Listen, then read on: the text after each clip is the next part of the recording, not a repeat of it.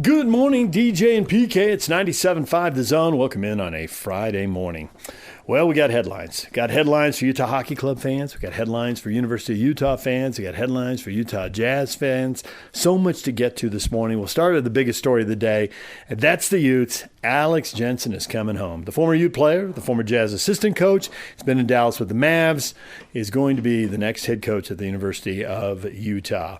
This is the guy that his former teammates wanted, the alumni wanted. This is who the fans wanted, and they got him. Now, you still got to go win. You can be a wildly popular player, and just because you go home doesn't mean everything will go great. But in Alex, a lot of Ute fans trust, and I can't say I blame them. It's the hire that makes sense. Will it work out?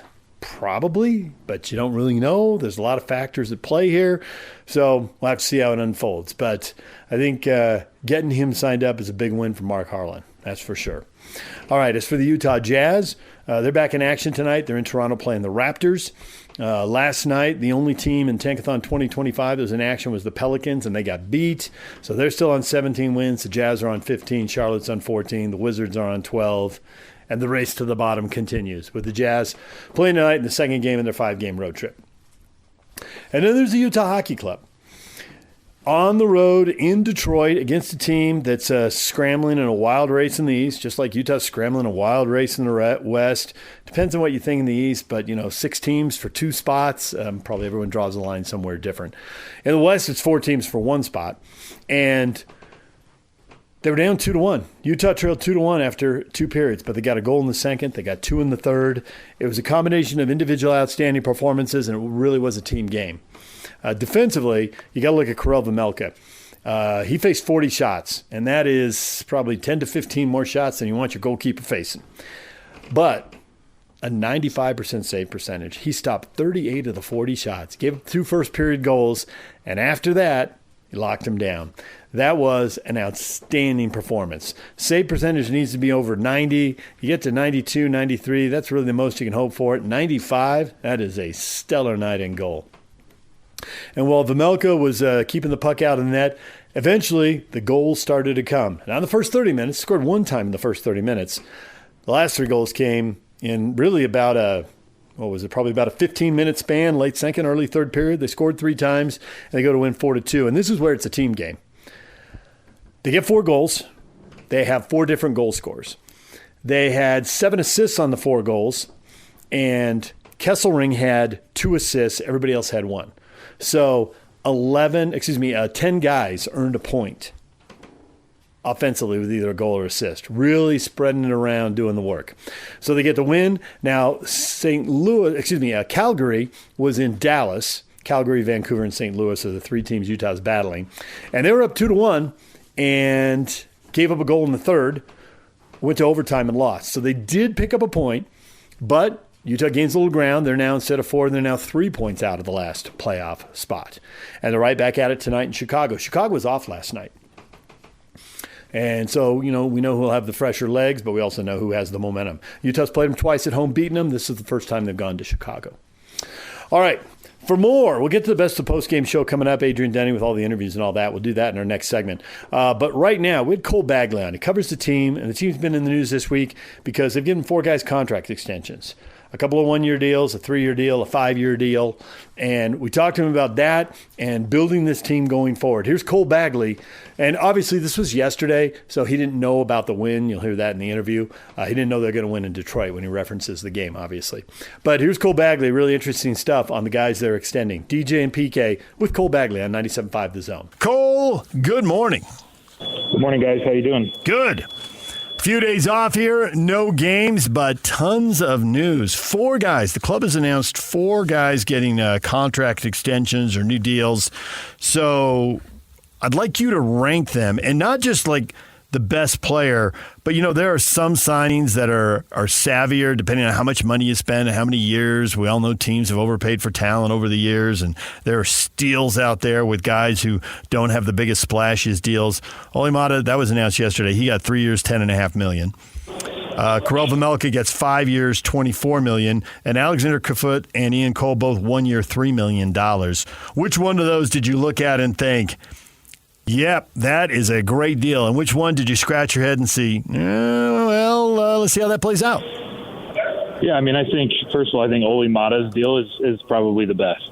This is a two-time Stanley Cup champion that, you acquired for a third-round pick, and you're getting him for a steal at $3 million a year. He's been solid, reliable, and, he's just played his game. And, he's also I think a big culture guy for the Utah Hockey Club. The way that he handles himself on and off the ice, it's been really good for Utah to, as a young team, to see a guy that knows what it takes to win, and to, so to get him for another 3 years is great. I don't have any issues at all with the Kerfoot or the Cole deals. Those are just 1 year. Those are positive contracts. Again, it kind of shows you the direction that this team is trying to head in, right? Like, they've got a lot of young talent, but they're surrounding themselves with veteran leadership and guys who have won Stanley Cups. And then, of course, the biggest one this week was Karel Vejmelka signing a 5-year contract.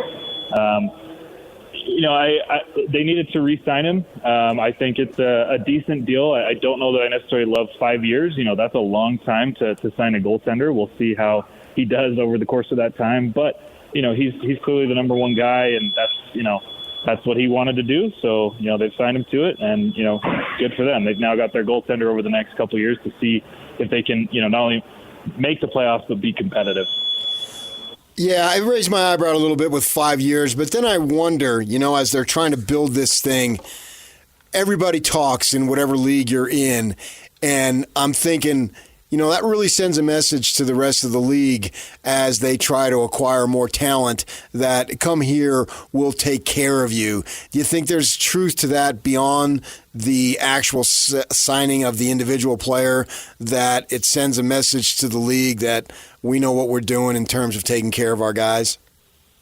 Absolutely. You're spot on. Things were not good in Arizona. That's a place that struggled with culture, that struggled with ownership, that never got, big names to come and sign. And so they're trying to do things a little bit differently here in Utah. The guys have responded well to it. It's a much better situation. Every guy I've talked to has loved his time here. And as Utah continues to build, they've got a lot of cap space. They've got, essentially a blank check to go and get a big name this off season. And so I think, it's exactly what you said. I believe they're trying to send a message to show, hey, we're in a new place. It's a place that, our players love to play, and we'll take care of you if you come here. Vejmelka is 28. He turns 29 in May. So 5 years is going to take him through 34. There's multiple layers to this discussion. How long is it before goalies start to show a little slippage? How far can you really count on them? I mean, certainly with quarterbacks, we've seen that number pushed back over the years. And then also, given this deal, even if he does struggle here, say 3 years down the line, the way the salary cap is going to go now that they've got their media deals all laid out, how easy would it be to trade this contract if they decide, down the road that's a good idea? Yeah, great questions. When I look at the deal, like I kind of said earlier, I don't love the fact that it's 5 years. Just given the fact that, he'll be 29 pretty soon, so the contract will end and he'll be approximately, 34. Goalies kind of start to fall off when they reach, their mid-30s. I would have loved something more like a 3 or a 4 year deal, which is similar to what the Washington Capitals just signed their goaltender to. But like you said, the cap space is increasing, and yeah, it's not a deal that's over the top. It's not a deal that would be overly difficult, I think, to trade. As he gets older, it certainly would be as he reaches, that 30, 32, 33. But at the end of the day, Utah needed a goaltender that they could rely on, a guy that's going to help push them over the next few years. Ingram has struggled and shown that, he's probably not that guy. Jackson Stauber is in the AHL, and he's inexperienced at the NHL level. And then one of their young prospects, Michael Rabel, who plays for UMass, he's still a couple years away from, playing, legitimate professional hockey as he continues to play in the NCAA. So they needed somebody. Vejmelka has proven himself. I think, I would say the cards were more in Vejmelka's party, as he's played out of his mind. He's been a top 10 goaltender, and, that cap space increase. So I think for Vejmelka, all of this kind of came together at the right time. If they make any moves, what do you think they're willing to give up? I don't think they're willing to give up a whole lot right now. There has not been a lot of rumors connected to Utah and, them looking to buy or sell. And that's, I had a conversation with Bill Armstrong, about a week ago where that's exactly what he said. Look, we're not trying to necessarily be buyers or sellers. We're somewhere in between. He likes the way that the roster is constructed. I think if we were to see anything, it would maybe be, moving some of the other expiring contracts, or maybe a guy like Matias Michelli, who just doesn't seem to fit with this team anymore. He doesn't really, he has not played well. He has not played to, his strengths this season. And so if anybody's going to be on the move, it's not going to be anything major. There's no reason to jump in and sacrifice assets for, a potential short-term rental. There's not even a guarantee that Utah is going to make the playoffs. So I think they just continue with what they're doing. They signed, obviously, some extensions. I think that's the most we're going to see unless somebody comes calling to Bill Armstrong and gives him a deal that he just can't say no to. Bill turned over the defensive group quite a bit here from year to year. With the guys who attack and score goals, he's being patient with the young guys. He thinks he has talent. I mean, the decisions he made clearly shows you he just didn't have any faith in the group they had the last year in Arizona. So I'm curious now when you look at it, and I may be viewing this wrong, so correct me if I'm wrong, but you got to have 4 guys who are going to play big minutes. You really need 6, but the 5th and 6th guys may play fewer minutes, especially with Sergachev playing such big minutes. And you're going to have injuries, so you have to have a 7th guy because he's going to turn into that 5th or 6th guy. Am I doping that out right? And if so, where does Mata stack up in that group? Is he one of the 4? Yeah, Mata, I think, is averaging the 3rd most minutes for the Utah Hockey Club this season. So, yeah, but I'm sorry, I should have said, and project forward to they're going to be a playoff team and they're going to try to advance in the playoffs. He signed for 3 years. So I should have included that in the question. Sorry. So I'm just trying to understand the question a little bit better. Project forward. Is Olli Mata one of the 4 guys that they really have to count on defensively?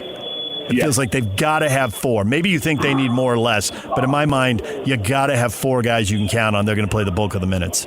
Yeah, absolutely. I think Mata is a guy that they're going to rely on. And, you generally have 4 or 5 guys that you're relying on, and that's, obviously very heavily, Mikhail Sergachev, Olli Mata, and then amongst the forwards, we're seeing a lot of Clayton Keller and Nick Schmaltz. And, as Cooley continues to get a little bit healthier, he's played quite a few minutes. So, 4 or 5 guys for sure, and Olli Mata is certainly in that conversation. So these next 2 games, one decent team, one bad team. Are you to the point now or what is your level of confidence that they beat the bad teams? We know that they can compete with the good teams. That's been a fact. But now I want to make sure that they just beat the bad teams because I don't want you wasting opportunities to gain points. I certainly think that the expectation is, yes, they should beat the bad teams. But I think kind of the identity of this team this season is, they generally play to the level of their opponents. And so, I think they're just going to be close games. And regardless if they're a bad team, they're a good team, or they're somewhere in between, it's meaningful hockey right now. And so for the teams that are trying to push and get in, every game's a game 7. And for the teams that aren't, hey, they're trying to knock people off. My anticipation is they got to average 1.5 a game, which means they need 3 points out of these 2 games. They got to get at least 1 in Detroit and 2 in Chicago, and then they come back home and start again on Monday. Is that good enough for you, or do you feel like they have to win both of these because they got to make up ground here? Got to keep winning hockey games, especially with how far back they are. There it is. A short, definitive statement to end on, Cole. We appreciate it. Thanks for spelling out all the contract stuff for us. Yeah, thanks, guys. Appreciate you. All right, there's Cole Bagley from yesterday's show. That was before, obviously, he knew the outcome of the game. As Utah gets the win, comes from behind in Detroit, and picks up 2 big points in the playoff race. We'll get to the best of the postgame show next. Stay with us. Good morning. DJ and PK proudly presented by our title sponsor, Black Desert Resort, Utah's premier golf resort. The Utah Hockey Club gets a big win on the road in Detroit, coming from behind, down 2-1. They win 4-2. Adrian Denny wraps it up on the postgame show. Backdoor, nothing doing. Raymond once again with 10 to go in regulation. Utah circling a win here on the road. 3 seconds left. It's Kane. One more shot, one more block. This one by Stenlund. And Utah hangs on to a 4-2 win here at Little Caesars Arena. 2 goals in the third period. Kevin Stenlund and then Lawson Krause to put Utah ahead for good in their first ever meeting against the Detroit Red Wings. And the Mountain Blue has now won 4 of its last 5. DJ and PK, the Utah Hockey Club, opened up their quick 2-game road trip with a 4-2 victory on Thursday night in Detroit, coming from behind in a game they trailed 2-1 for 24 minutes and 12 seconds in, almost half of the game, but they roared back with 3 straight. And Karel Vejmelka, the day he got a 5-year contract extension, stopped the second most shots he's seen in a game this year, 38 of 40, as Utah improves to 28, 25, and 9 and hand Detroit their 4th straight loss. The Red Wings entered the night 1 point out of a playoff spot in the Eastern Conference. Utah gains a point on Calgary, who lost in overtime in Dallas on Thursday night. So Utah entering this Friday within 3 points of that final playoff spot in the Western Conference. They'll be in Chicago tonight. That'll be a 6:30 face-off. We'll be on the air at 5:30 with Hockey Night in Utah on the AM side, 1280 AM tonight with the Jazz game on 97.5, the KSL Sports Zone. Well, it was a game where Utah came out strong out of the gates, just 2 minutes and 8 seconds in. Fastest goal for Dylan Guenther to start a game this year, and it was his team leading 23rd of the season. Sandwiched by a couple of Red Wings. Kesselring on the approach. Pass in front for Kerfoot. One more pass, and they score! Dylan Guenther from an impossible angle bags the setup from Alexander Kerfoot, and Utah has liftoff here in Detroit. Guenther on the goal, Kerfoot and Kesselring on the assist. So Alexander Kerfoot, who on Wednesday night was given a 1-year contract extension that will carry for the 25-26 season, picks up an assist on that goal. And Utah had an early lead, but it lasted for just 1 minute and 9 seconds before the Red Wings got the equalizer. 5 minutes and 32 seconds after that, we weren't even at the halfway point of the first period, and Detroit had taken a 2-1 lead, outshooting Utah 15-6 in that first period. Utah, though, would not allow another goal the rest of the way, and they tie things up in the second period on a Nick Schmaltz power play goal, his 13th. 50 to go on the power play, Utah's second of the game. They had 3 shots on their first opportunity. Barrett Hayton, pass across, Schmaltz scores! A perfect setup from Barrett Hayton is buried by Nick Schmaltz, and Utah's power play cashes in to tie the game here in the second.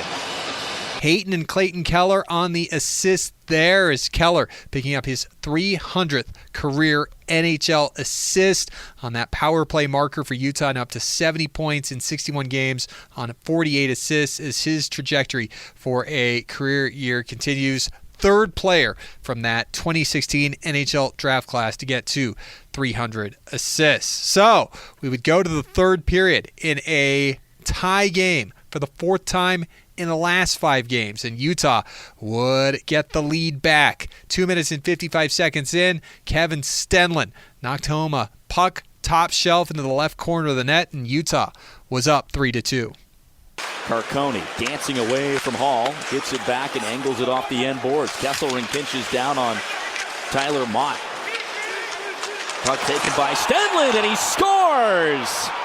The loose puck came right to Kevin Stenlund, and he lasered in his 8th goal of the year to make it 3-2. Utah goes in front 3 minutes into the third period. Just 24 seconds after that, though, Utah would take a penalty and they would go shorthanded, but once again they would come through, going 3 for 3 on the penalty kill on Thursday night against Detroit's second best power play in the National Hockey League. And looking for some insurance, Utah called the sheriff less than 5 minutes after going up 3-2. Lawson Krause journeys over to the far wing. Doan's wrist shot blocked in front by Soderblom. Loose puck for Jack McBain. Backhander in front. Krause drags and scores! A highlight reel goal for Jack McBain and Lawson Krause. And Utah's blue-collar line dazzles us here in Detroit. Lawson Krause, his 10th from Jack McBain and Josh Doan. Doan now has 7 points in the last 9 games. 4-2 there. Utah had some empty net time. Couldn't find it. And 4-2 is your final score on Thursday night in Detroit. Scare for Utah in that game. Sean Dursey left in the first period injured after he missed over 50 games and had just returned to the Utah lineup coming out of that Four Nations face-up break on February 22nd. But all good there. He was back to start the second period and finish the contest on Thursday night with over 17 minutes of ice time. Michael Kesselring, the only Utah skater with multiple points in the contest. 10 other Utah players had at least a point with a goal or an assist. Again, your goal scorers: Dylan Gunther is 23rd, Nick Schmaltz is 13th, Kevin Stenlund his 8th, and Lawson Krause his 10th. 11th win out of Utah's last 15 that comes when they trail in a hockey game. So Utah is now trailed going to the second period in 3 of their last 4 games, has been able to come back and tie things up and find a way to continue to pile up the standings points and stay in the hunt in that Western Conference. We told you, though, Karel Vejmelka stealing the game for Utah the day he got awarded a 5-year contract extension, stopped 38 of 40. Second most saves in a game this year for Veggie. He stopped 49 of 50 against Carolina back on November 13th. So, a happy Utah group after getting 2 points. And again, Calgary losing to Dallas, so Utah will enter the Friday night within 3 points of a playoff spot in the Western Conference as they wrap up a quick 2-game road trip. They'll be back home Monday and Wednesday. Toronto on Monday, Wednesday with Anaheim. 8 p.m. starts both nights before they'll hit the road again next weekend for Seattle, Vancouver, and Edmonton. Well, heard a big Veggie save right there. Let's hear from Veggie. We heard from him post-game after the 4-2 Utah victory. Obviously, really great way to start, back-to-back. What did you see tonight from your team, especially as the game progressed? Because the third period was a big deal for you guys. Actually, yeah, it was a big deal, like you said. And, we had a kind of slow start today. But after first period, we played a pretty good second and even better in the third. So we had a lot of great blocks, and we did altogether pretty good job. So it's a big team win tonight. You tallied the most saves on a road win so far, or road game so far this season. What did you see as far as getting tested and tested early? Yeah, you know what? I like those kind of games with the good pace, and it's kind of playoff game. So I'm just trying to be focused as much as I can, and be ready for what's going to happen in front of me, and expect unexpected. So it's part of it. So the penalty kill tonight was a big story. What's been the emphasis with that group, especially trying to make it impactful?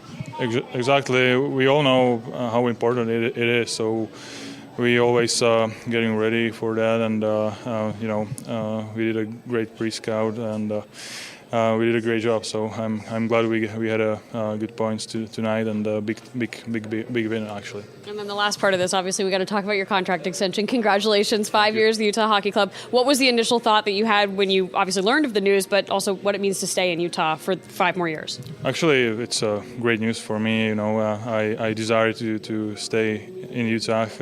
It's a great group of guys. So that was first thing on my mind to stay here and just be part of this great group. So I'm glad to stay. And what has been the best part of being with this group, especially because it seems like there's such a tight bond and you guys are building something special, especially in the first year of this organization? Exactly.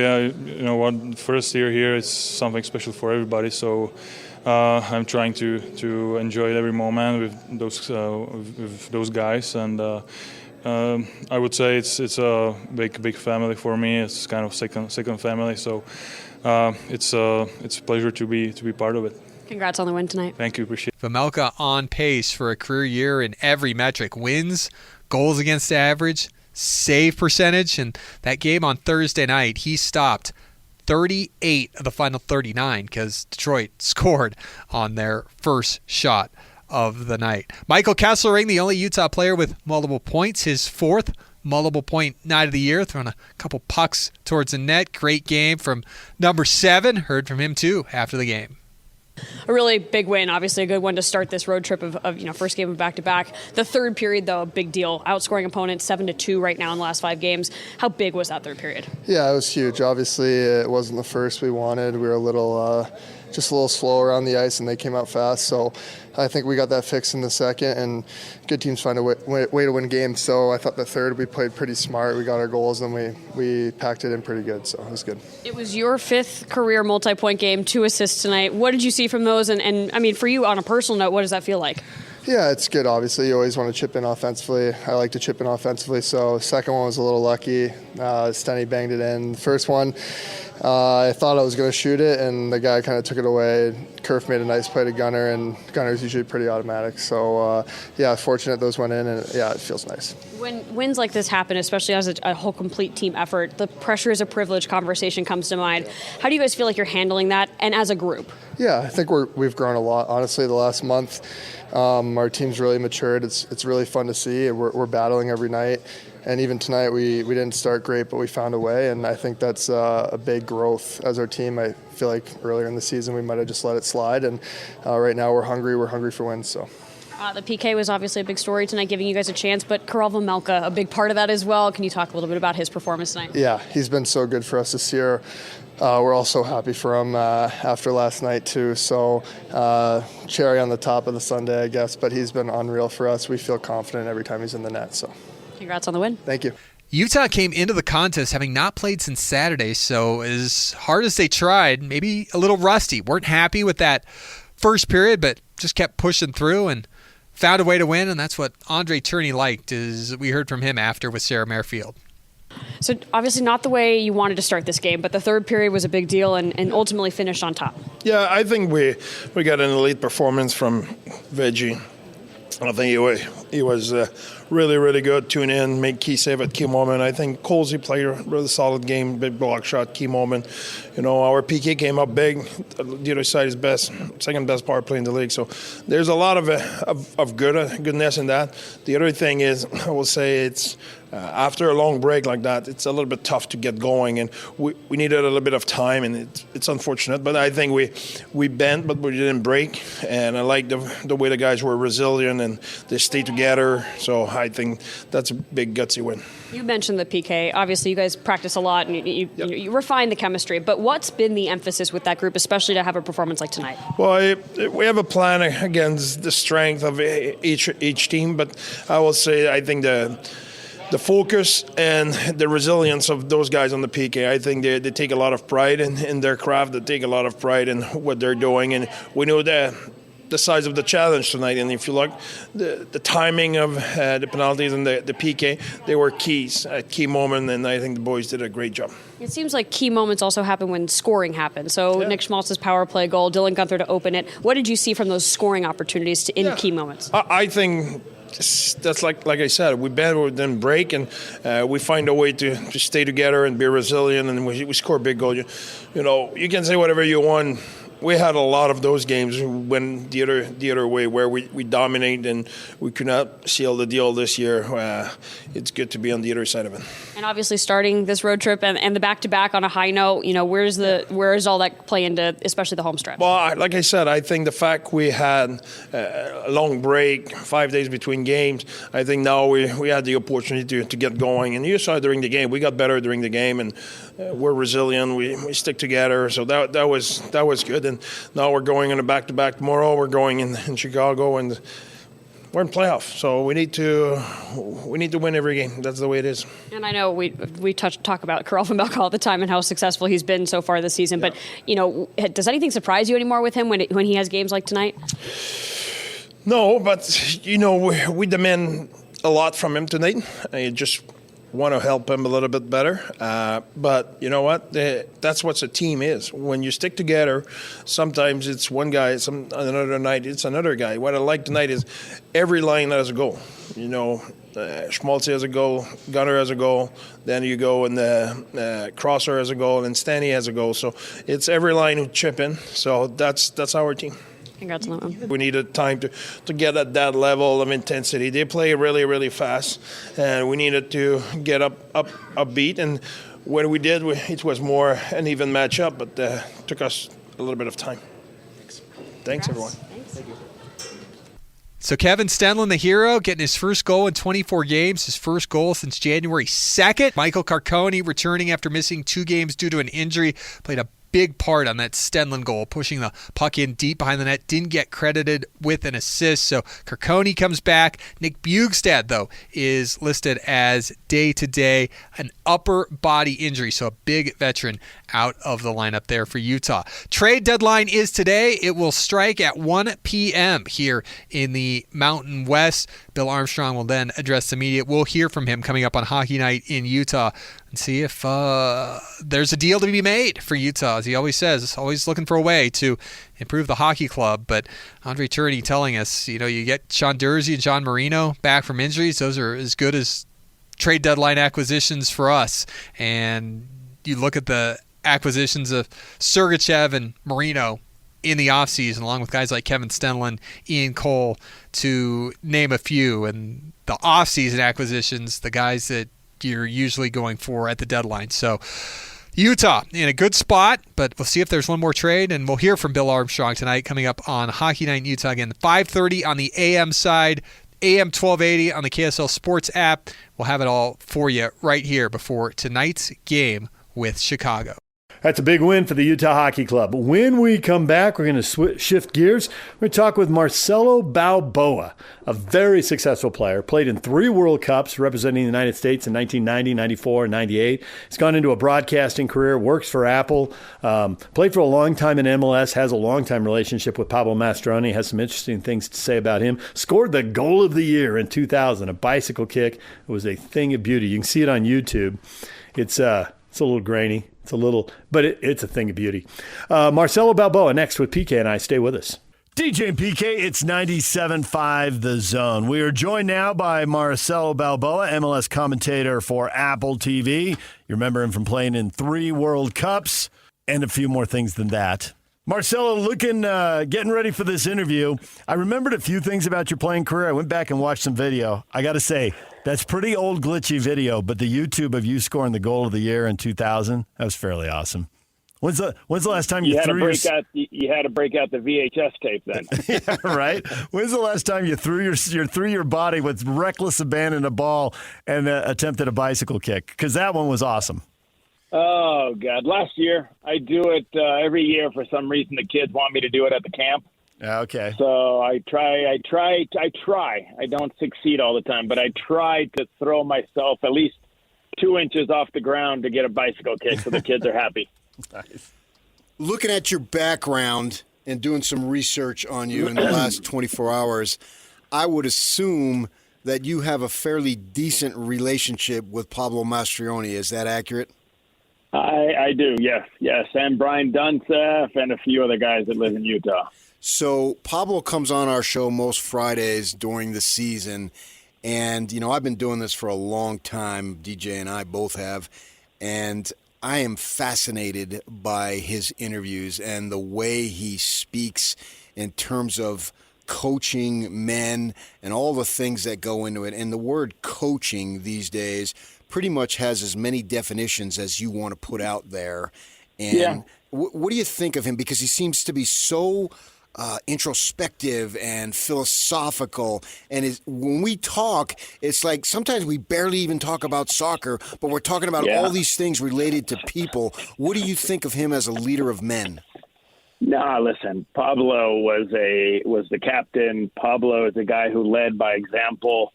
And he is more of a philosopher, we'll say, when it comes to his coaching. And at this level, it's not Pablo's coaching. I think that people look at as managing of men. Right. 'Cause you have to manage the players when they're on the field. You have to learn to identify personalities, who you can bite into, who you can't, who you got to pull in tight, who's okay being a little bit further away.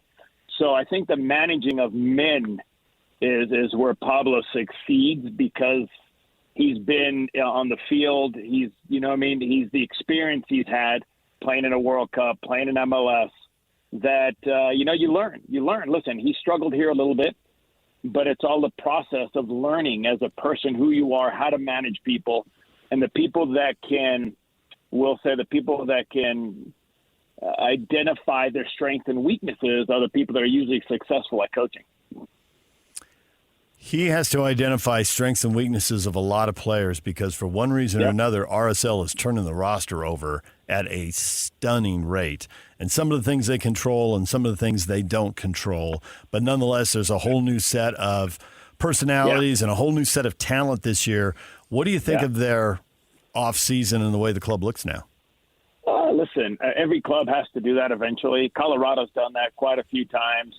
We're looking at LA Galaxy switching up and had to get rid of some players. We've seen the LAFC players and teams.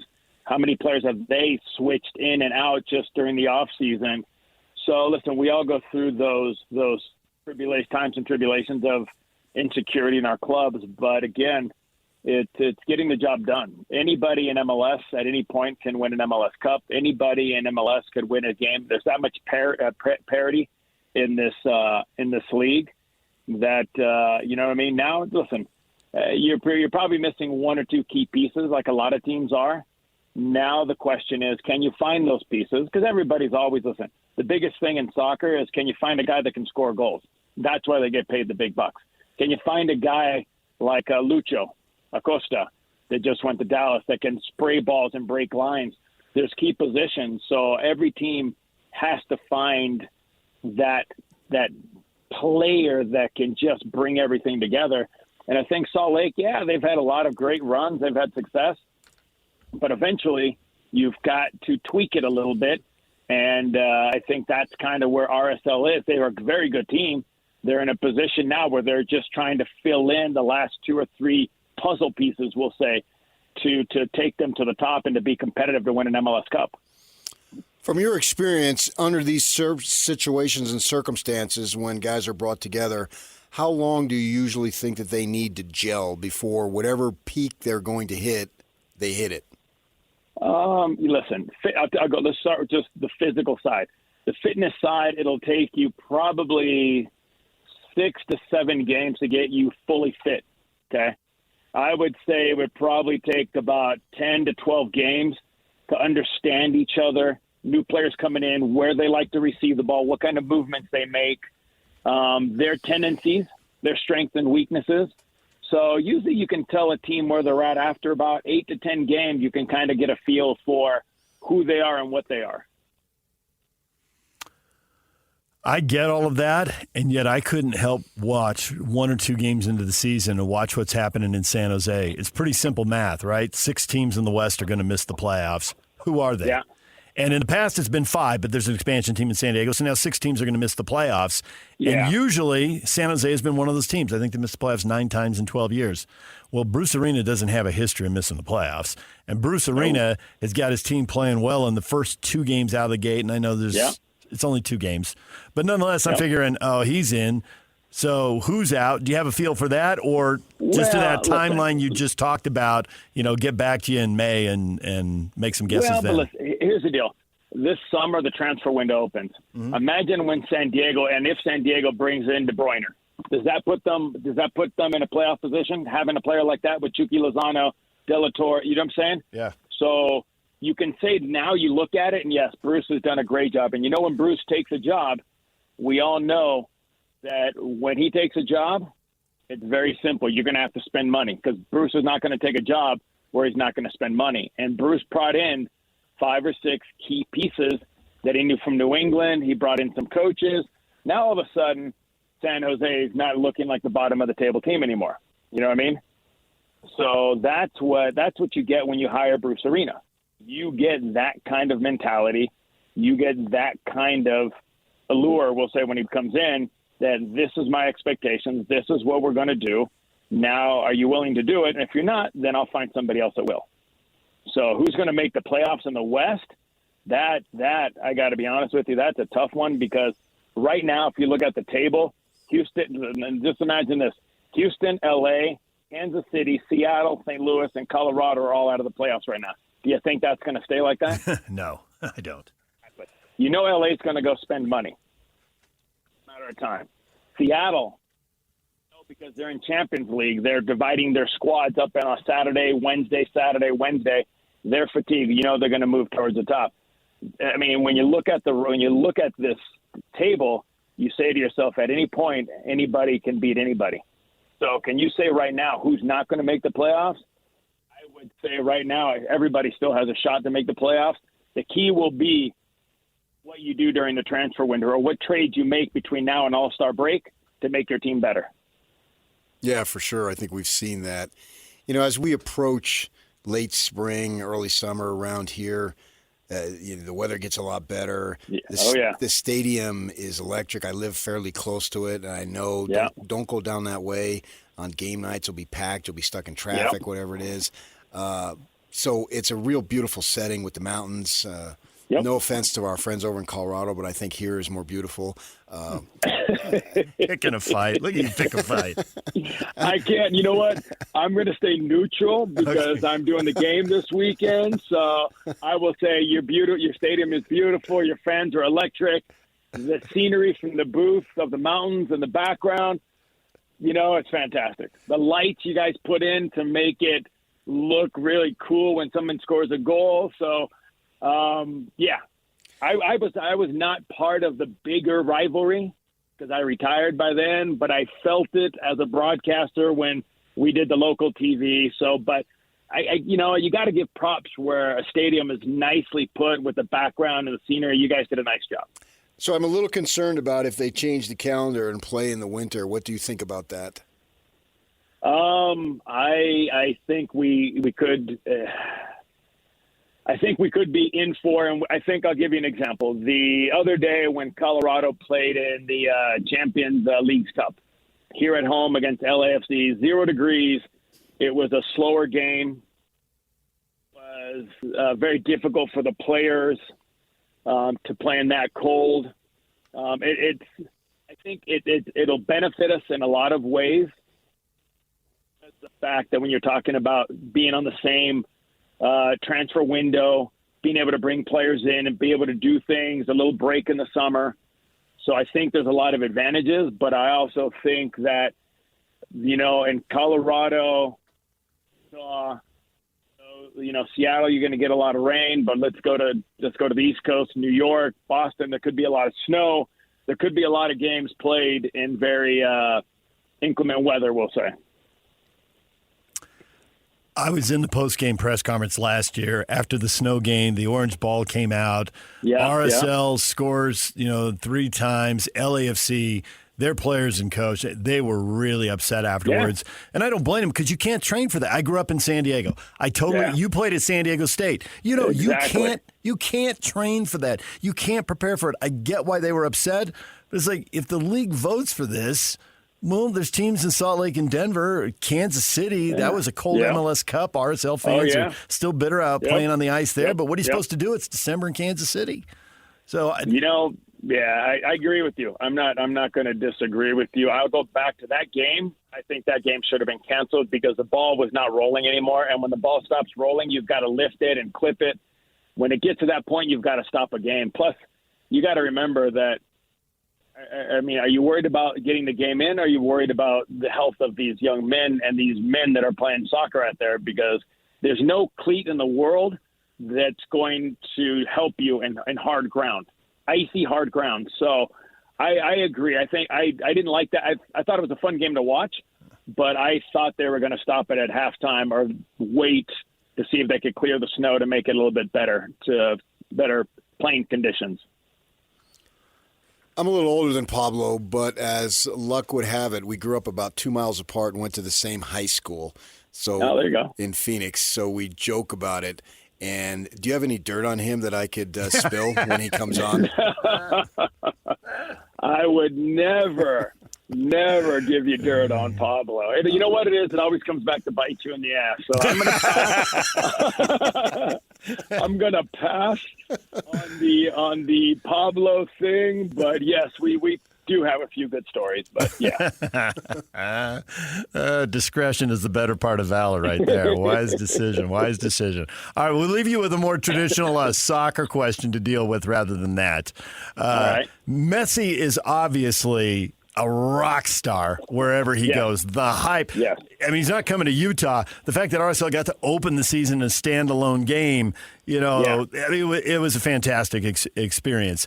But long term, what's the impact of him on the league? What's the impact of the World Cup being here in another year on the league? Because, we started this joking about, your bicycle kick, which was an awesome moment, right?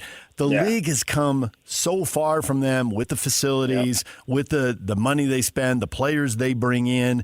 Is there going to be a big league forward? Is there going to be continued to be growth, but more in a straight line trajectory? What do you think happens, given the fact they got Messi now and they got the World Cup next year? Listen, Messi's impact is when we can go back to when David Beckham came here. That was a massive, massive shot for us all over the world, that people understood that David Beckham was coming to MLS, was going to play for the Galaxy. And then you get someone like Messi. Now, there's not one part of the world you go to where you don't see a Messi jersey or a Messi jersey is not being sold. So, and it's a Miami jersey. It's an MLS jersey. He's a World Cup champion. He's opened doors for other guys to want to come here. So the impact has just been huge, okay? And we all know that. So now bringing the World Cup is even going to highlight it more, because in 94, no one had expectations of us. If everybody remembers 94, the expectations was like, we're hosting the World Cup. Let's hope the U.S. can get out of the group with Colombia, with Romania and Switzerland. You know what I mean? Nobody really gave us a chance, and we opened a lot of people's eyes. From that day, think of everything that's happened. From 94 with MLS, the players that have come here, our players, all of our national team playing in Europe, players are winning Champions League. So I think this is a coming out party for us to show that how much we've grown, how competitive we are, and that we can play with anybody in the world. So I think that, and everybody, think about it. This summer, the World Cup of Clubs is coming here. They're talking about playing other tournaments here. We play Copa America here. Everybody wants to come to the U.S. and play because of our facilities and our stadiums. So that didn't happen 20 years ago, 30 years ago, and it's happening now. We have our own specific, people say entertainment, specific stadiums. It's entertainment because soccer is entertainment. You can put a concert. So, listen, this is just going to show how much we've grown in 30 years in soccer here in the United States. Marcelo, we appreciate a few minutes. Thanks for joining us, and good luck this season. Enjoy it. We'll see you guys this weekend. We got you guys and San Diego, so we look forward to seeing you guys at the stadium. All right. Thanks, Marcelo. We appreciate it. Guys, take care. When we come back, what is trending? The headlines are next. It's time to get your morning started with the news you need to know. News update. This is what's trending with DJ and PK. Hashtag Utah Jazz.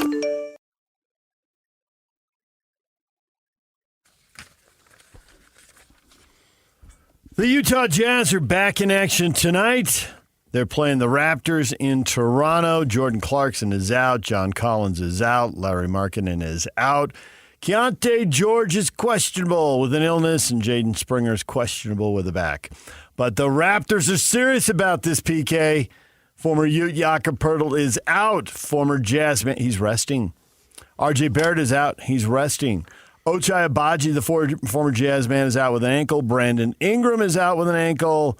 Jonathan Mogo is out with a broken nose. Yeah, well, that's not it. That's not the inclusive list. That's just a partial list. He forgot my guy. Who is? This is a big one. Yeah. Grady Dick. Oh. I saw he was on the list, too. He's only his second year. He's having a trending upward type of career. You liked him in the draft. I did. Yeah. You were pumping him up. Yeah. All right. So whoever's left for the Jazz and the Raptors will play tonight, 5:30, 4:30 for the pregame on the Zone, as the Jazz are now into the final 20 games here, and we'll see if they can lose a critical game on the road to a Toronto team that only has 20 wins itself. So while they're not going to have the one of the 4 worst records probably. They are battling Philly and Brooklyn are on 21 wins to have the 5th worst record. Well, anytime you have a road trip, you want to get it off to a good start and set the tone. And they did that the other night in Washington. They got to follow it up with another loss. Now they have to go up to the enemy in Canada and play up there. So they've really got to do that. And then my goal as they continue this trip, and they've got the Sixers on Sunday. It's going to be a difficult test. Boston on Monday. That should be piece cake. And then who do they have? The Grizzlies on Wednesday, I think it is. And then they come home on a week from today, and my goal is have the announcers say as they're getting pulverized, well, that first game back from a road trip, it still feels like a road game. Well, it needs to because it's going to be Toronto again. So, again, it'll be a difficult test. Right. So, yeah, absolutely it needs to. It needs to. No question about it. And if we can get halfway through this month with 0 wins, I like our chances. Well, they go right back out on the road to Minnesota. So I think what we'll be told is, well, when you just have the one home game, it just feels like a road game. You're out for 5. That's what I just said. Yeah. But even if you're coming back for 7, they'll say the first one back. So it'll double whammy. Yep, exactly. Okay. DJ and PK.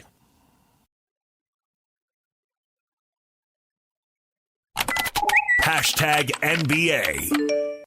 Kobe White driving right angle, flips it up and in with the right hand off the window. The Magic simply cannot compete with Kobe White, who has 44.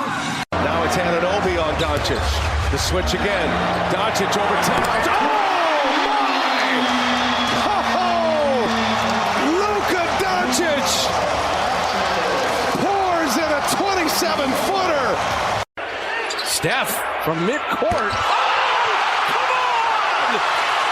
Did he ghost him on that too? Oh my goodness, Curry from 45 feet. The load had nothing to do with the injury. Like we're talking about one play, not many plays before that. He steps on Valanciunas' foot. It's a freak accident. That's how it should be reported, but we're not reporting it right. We're reporting on conspiracy theories. We want our stars to play as many minutes. This isn't supposed to be a rest league.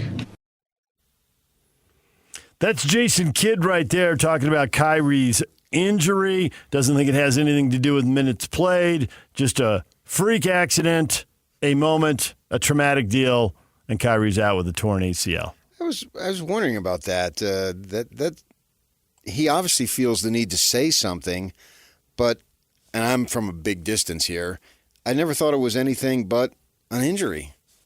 And they happen.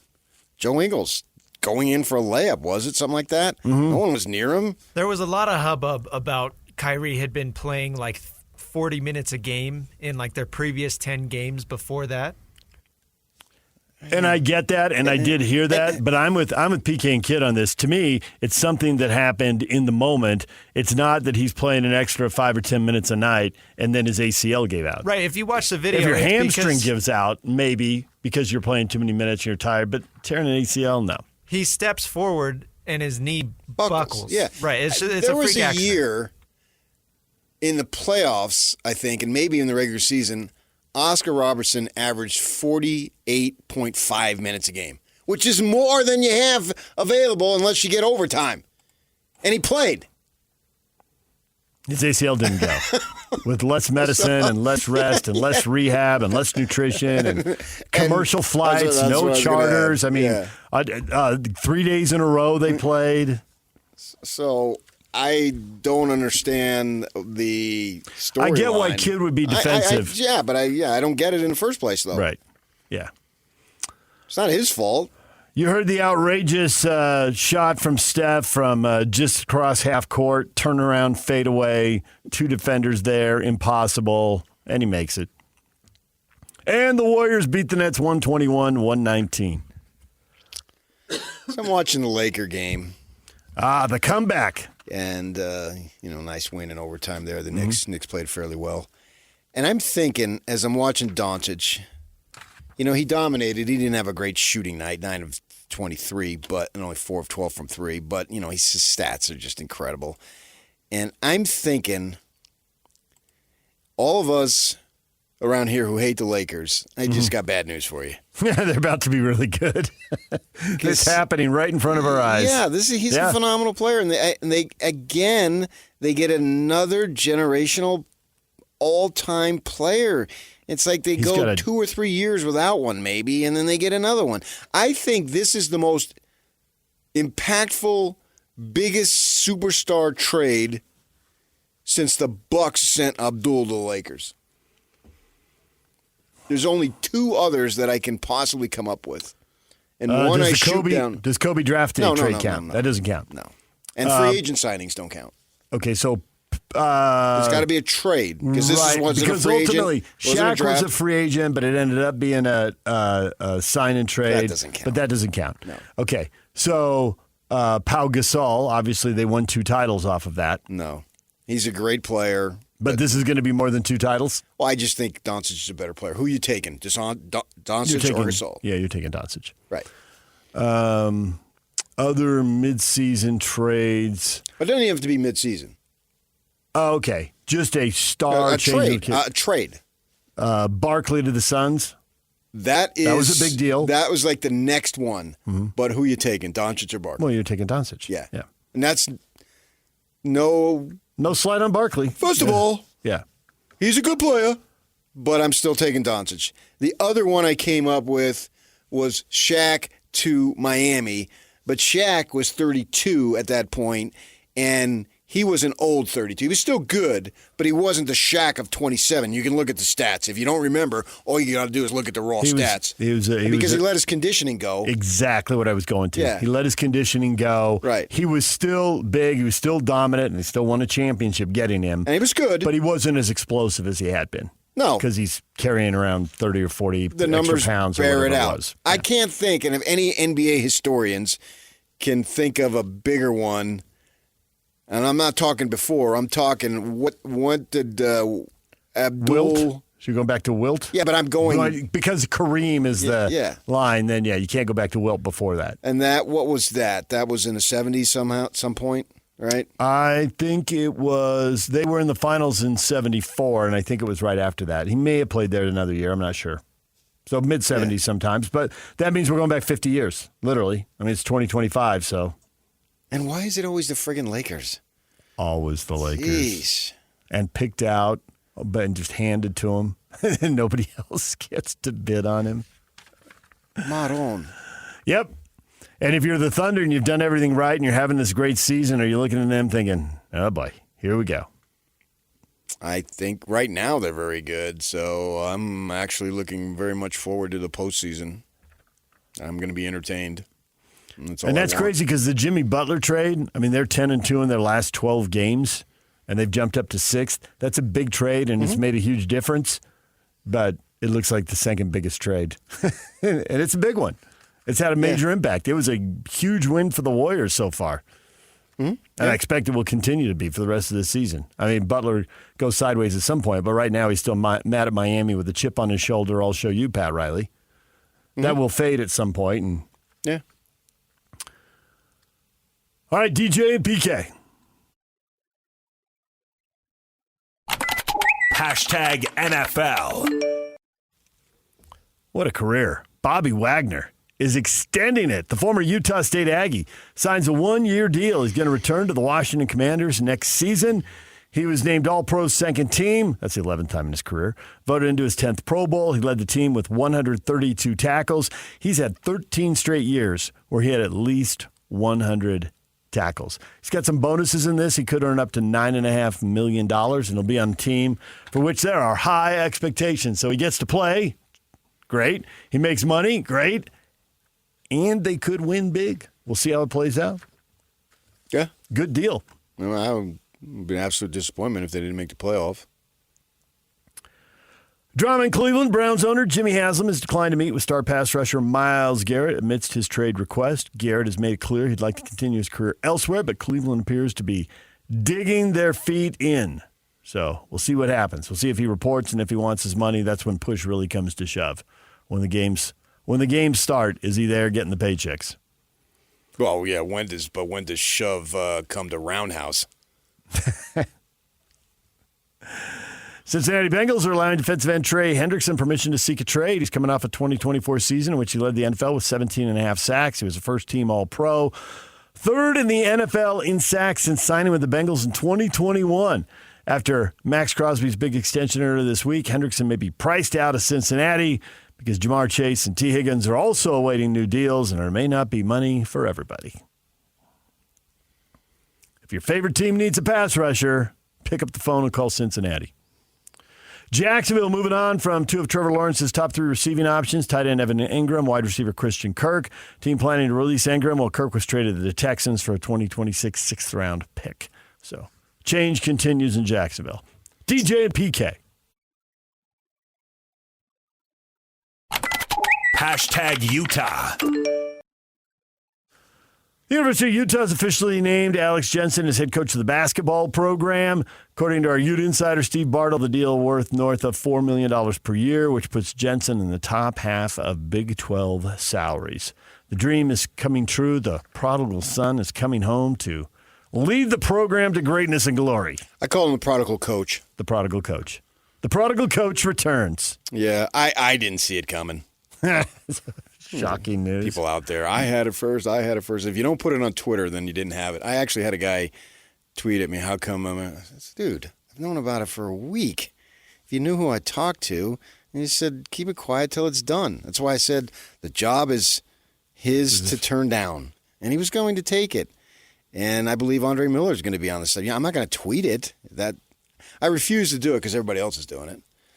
You stubborn sportscaster, you. But Jeff Judkins has been on record saying that Andre's been trying to get there for years, and I talked to Judd yesterday, and he said that I don't see any way that Andre turns it down, so that's great. And I would advise folks to get on KSLSports.com. Steve Bartle's just been doing a phenomenal job. He's got the whole rundown. He's got more stuff than I knew. I'll be the first to admit that. As far as the administration flew down to L.A. when the Mavericks were playing the Lakers and met with them, and he talks about the other guys that they interviewed, Richard Pitino at New Mexico, which if that gets out to New Mexico and gets down to there, they're going to be furious. But New Mexico is a stepping stone. I mean, they can think whatever they want. But, yeah, this is a great day. I really believe it. I mean, it is 30 years this very year that I started covering Alex as a freshman. He was a freshman in 1994-95, and I was working for the Watchdog, and I was a beat guy. And so I covered every one of his freshman games, every one of them he went on the mission, then every one of his sophomore games and so forth. But it is literally 30 years ago. That's crazy, man. That's like 6 years older than our boy producing the show today. Love you, Christian. You weren't born. That's mind-blowing to think about that. So we've all known Alex a long, long time, and gosh, I hope he just knocks it out of the park. I congratulate Utah for going after the guy they needed to get, and it's about a rejuvenation. This program needed a facelift bad, and now go to work. And I hope and I think he's going to be very successful. And, of course, he would be up in that level of salary because that's what it got out that BYU's paying their guy. Right. And you're going to expect him to be in the top half of the league and go to the NCAA tournament, so pay him like he's in the top half of the league. And I see no reason why they're not even better. I'd go top third. Utah women's basketball team lost in the second round of the Big 12 tournament to, dare I say it, a lousy Texas Tech team. That's a bad loss, man. Texas Tech only won 4 conference games. Yep. I actually watched the second half of that game, and you just had a bad feeling. You could just feel like this is not their night. Things that they normally do. Neepkins is a phenomenal player. She made a great move and had like about a 12-footer, which for her might as well be a 2-footer, and it just rolled in and out. I still think they'll go to the NCAA tournament, but that's a bad loss. Things happen, man. The Utes, when they went to the Final Four, lost to UNLV. This time of year gets so nuts in college hoop. Kennedy McQueen didn't even get a bucket in the game. 2 free throws, 2 points, which is shocking for her. But nonetheless, there it is. But the good thing is I still think they'll be in. They're obviously it could take a hit to their seed. They're 22-8. They ought to be in. Yeah, they should be in. Yeah. DJ and PK. #NHL. Kesselring on the approach. Pass in front for Kerfoot. One more pass, and they score! Dylan Gunther from an impossible angle bags the setup from Alexander Kerfoot, and Utah has liftoff here in Detroit. Kesselring pinches down on Tyler Mott.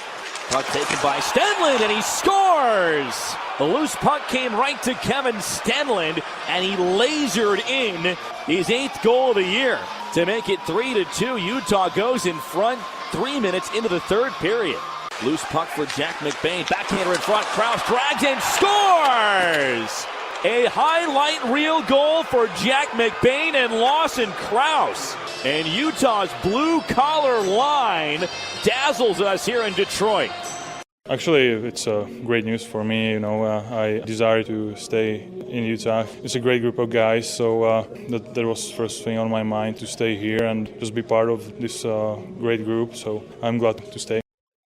There's Kirill Vejmelka on his contract extension. He got 5 years and $23.75 million. And then he went out and stopped, well, depending on where you look, either 37 of 39 shots or 38 of 40 shots. But either way, he was tremendous in goal. Mariano Rivera. Right? And they come from behind. They were down 2-1. Get a goal in the second, 2 in the third, and they win in Detroit 4-2 and get the 2 points they really needed to get. Good come from behind win on the road there. Yeah, boy, it looked like at the start I had a bad feeling because it looked like Detroit was just blitzing them, man. They were just steamrolling shots at the goal, and then the UHC got it going on, got a power play goal there, and isn't that's just got to be music to sports fans' ears here in our state. I desire to stay in Utah. How many times do you hear that over on the other side when they take down the ice? Not so much on the old hardwood. I desire to stay in Utah. Utah's won 4 out of 5 now. See if they can keep it going. That's the second best quote here in 2025. Right next to below, though, you will not outbid us. You will not outbid us. You will not outbid us. That one's going to stand the test of time, I have no doubt. Number one. That's That's chiseled in granite. I desire to stay in Utah. Not I want to stay. I mean, we even go, when we go want, we just go wanna. We don't even go want. It's WANNA. But here, I desire to stay in Utah. I love that quote. Utah's back at it tonight at Chicago, going back-to-back. The Blackhawks are not good. Utah's beaten them twice at home. See if they can make it 3 times now on the road in Chicago. And then the trade deadline, Mikko Rantanen, the one big name Utah has been mentioned with, appears to be headed to the Dallas Stars. Trade has not been announced. The deadline, 1 o'clock Mountain Time, but the latest rumors. And he's a player, but if Bill Armstrong were to acquire him, you know what he would say? Desire to be in Utah. To stay. To stay. I desire to stay in Utah. Puck drops tonight at 6:30. Pregame show at 5:30 here on The Zone. And that is what is trending. It's brought to you by Shamrock Plumbing. There's no job too big or too small. Get the personal touch with Shamrock Plumbing. Coming up, Pablo Mastroeni is going to join us at 8:30, RSL head coach. PK's got a question waiting for him. It's been marinating for 24 hours. You looking forward to that? Well, I want to know, man. Yeah, I know you do. 9 o'clock, Donnie Daniels, former Utah assistant coach. Man, if anybody knows what Alex is up against, he's got 30-plus years of experience, right? Oh, yeah, and he coached him. He's tight with him, and my guess is that he talked to Donnie during the process. I know he talked to Judd during the process. He'd be crazy. And it was all about, that was the most famous staff we've ever had in this state. You had Majerus, who, he had his quirks, but got to give him the guy could coach. And then everybody goes to Donnie and Judd. And it has to be right in that order, Donnie and Judd. It's not Judd and Donnie for some reason. It's Donnie and Judd. Well, Alphabetical order. He needed them both, and it's a good thing he had them both because they both did great work. They really did. U. Yeah, they did great work for the U. Yep. And the players would just tell you over and over, and that might be why it didn't last any longer than it did because the players would tell you over and over. And that was in my heyday. I got under Rick's skin. DJ and PK, the question of the day, all about Alex Jensen, coming up next. And now, a look at traffic from the KSL Traffic Center. Crawling along on I-15 through Spanish Fork and into Springville with a few crashes sprinkled in here and there. Meanwhile, things are looking better in the Salt Lake area with one trouble spot on westbound I-80 at the junction to I-15. Don't let your customers march into your business with madness because your parking lot is a loser. Buzzer beat the weather. Call GoPave Utah. They're a slam dunk for asphalt repairs and maintenance. That's GoPaveUtah.com with your KSL traffic update. I'm Christian Esparza here on 97.5, the KSL Sports Zone. Accessing. This is Hans Olsen and Scotty G. Alex Jensen heading back to Salt Lake City to take over the reins of his alma mater. I'm sure the conversation was, I'll take this job and I will win games for you at the University of Utah. I'll get the crowd back. I'll do all of this stuff, but I'm going to need this. And I don't know what that dollar amount is, but it's got to be significantly more than what Craig Smith had to work with. If I'm Alex and I'm fully honest as I'm sitting in the office with Mark Harlan, I'm saying, you realize if you just gave Craig Smith all this and you put it into a roster next year, you realize Craig could probably win, right? Well, yeah, but it's the image thing. We need you. NBA guy, okay, then I'm going to need this. So this is actually really good news for the University of Utah fans because I do think Alex is smart enough to do that, knowing that he can't do it unless he's got the players, and players are expensive nowadays. Catch Hans and Scotty weekdays from noon to 3 on 97.5, the KSL Sports Zone. When it comes to the biggest moments in Utah sports history, these guys have seen it all. This is DJ and PK. DJ and PK on 97.5, the KSL Sports Zone. Don't miss your chance to win big every week on The Zone. Listen to The Zone all day Wednesday for your chance to win. It's time for the question of the morning. The Utes have landed Alex Jensen. What is your reaction? So many people wanted this to happen. And it happened. Yeah, no they question. Wished it into existence. Oh, yeah. That and the fact that Mark Harlan went into the budget and pulled together the money. I suppose that's a factor. It was the most logical, most obvious choice. It's funny. Sometimes there are just extremely obvious choices. Kyle Whittingham, extremely obvious. Dave Rose, extremely obvious.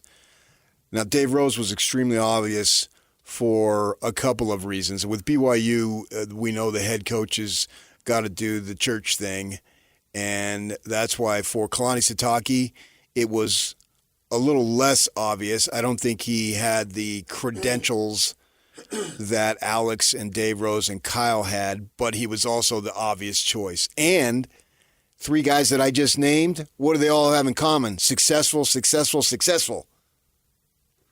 So, ... I hope three like dots heck that connecting. AJ is 25 wins, and we're sitting here debating what seed they should be in the NCAA tournament.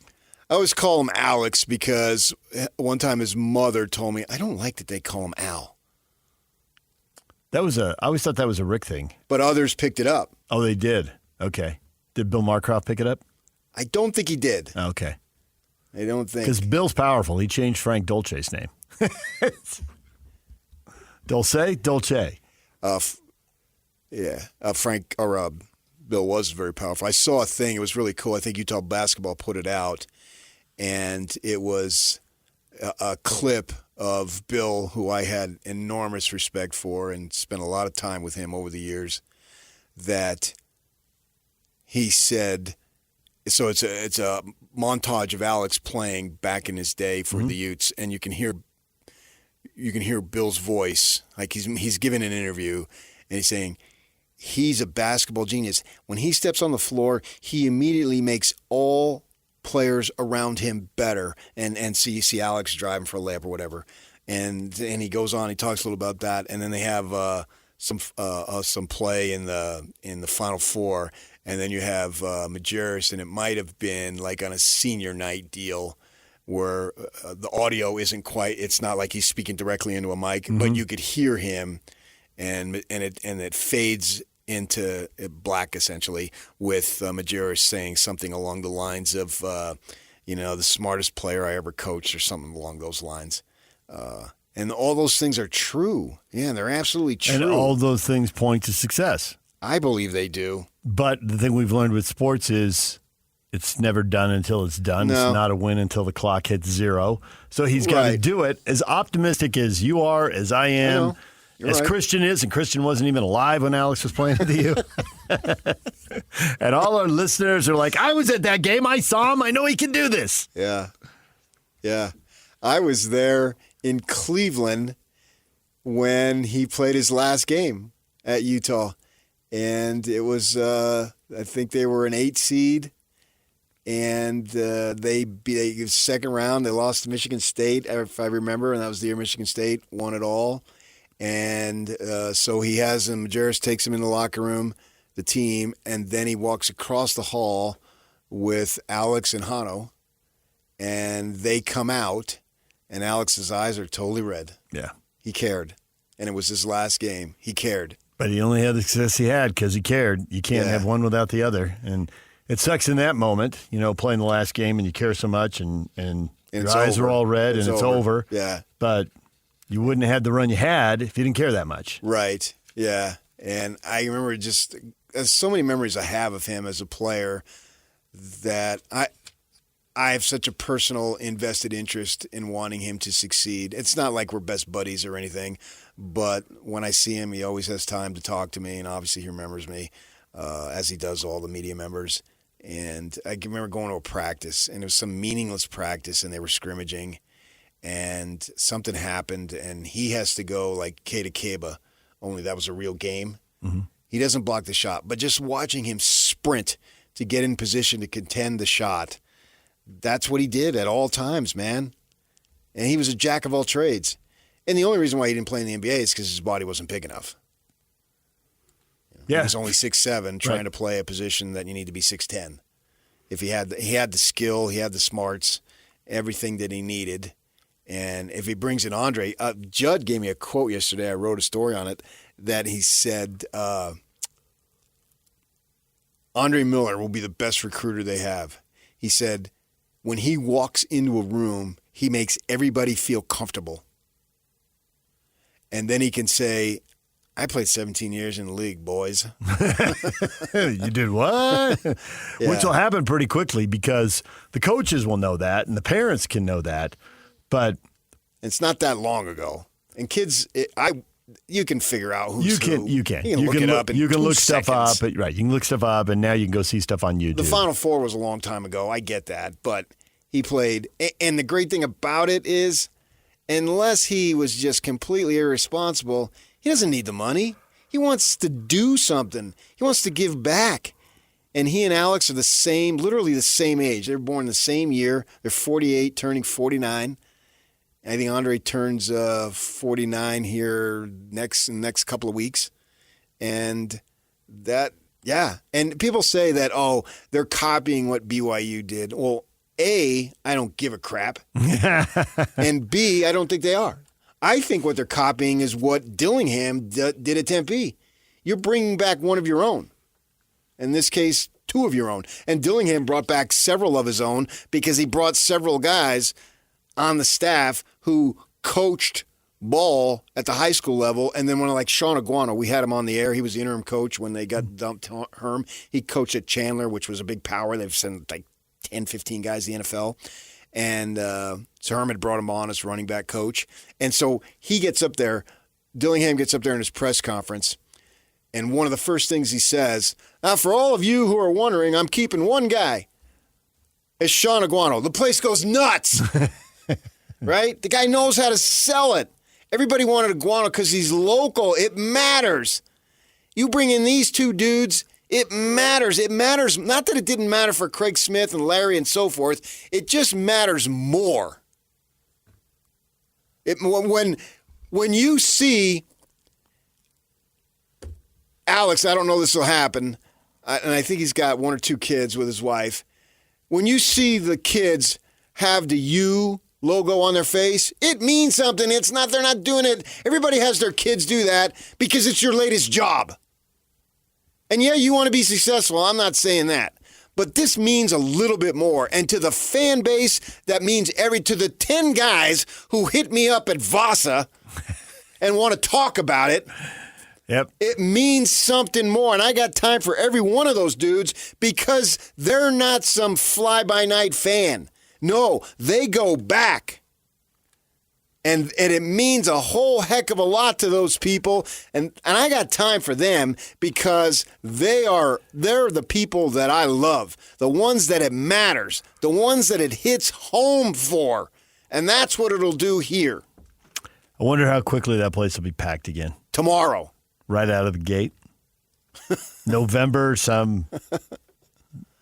There'll be a buzz. Will Alex bring in Cardinal Stritch just for old time's sake? Steve Loom, who covered the Jazz for many years and was a coworker of mine at the Tribune, he told me once that Stockton, and he was tight with Stockton, says to him, Cardinal Stritch? At Rick's funeral, there was a guy from Cardinal Stritch, and they spoke about it. It's in Wisconsin. It's in Wisconsin, and there was a guy there who's very loyal to, and he was basically throwing this guy he was very loyal to and making sure they got the guarantee money, which for this tiny little school was an enormous check. Yeah, well, anything. And Rick also liked to tweak everybody, so he just wouldn't tell people. And I think we need to point out, Christian, and you need to pay attention to this. He said Rick's funeral, which was in Wisconsin, and just so you know where DJ is on the totem pole and where I am, I did not go to the funeral in Wisconsin. He was invited personally by John Huntsman Sr. and flew on John Huntsman Sr.'s private plane, young man. Just so you know where he is on the totem pole and where I am. He's up there. I'm down here. And you notice he's not denying anything. No, this is all true. Yeah, this all happened. You left out the part about why it happened. Because John wanted you to sit next to him in the cockpit. That's not true. John took a nap in the front of the plane. Different. You guys eating hors d'oeuvres as they're flying across the U.S., the heartland of the U.S. Subway sandwiches, actually. Yeah. I wasn't even. If I had gone, I would have been. My ticket would have been 60C, the last seat available. There weren't 60 at seats. Southwest. There weren't. But I wasn't invited. Yep. I covered the guy for 10 friggin' years every day. Yep. I wasn't invited. This guy showed up occasionally and stuck a mic into a group and got a couple of interviews. I was there day after day. I had seen Majerus nude. I did not do that. And I got to say, I'm okay with the way that ended Multiple times. Oh, I'm sure you did. I mean, yeah. I talked to Bill Marcroft about it, yeah. And you got stories with players. You have witnesses. You and a player talking. And there goes Rick in all his glory. I know a guy who worked for ESPN, and that happened at the hotel room. Rick opened the door. Oh, yeah. Ta-da! Like, oh, boy. It's just another day. Oh, boy. Coach, cover up. I made sure I never dropped my pen. It happened because I did not. I did not know.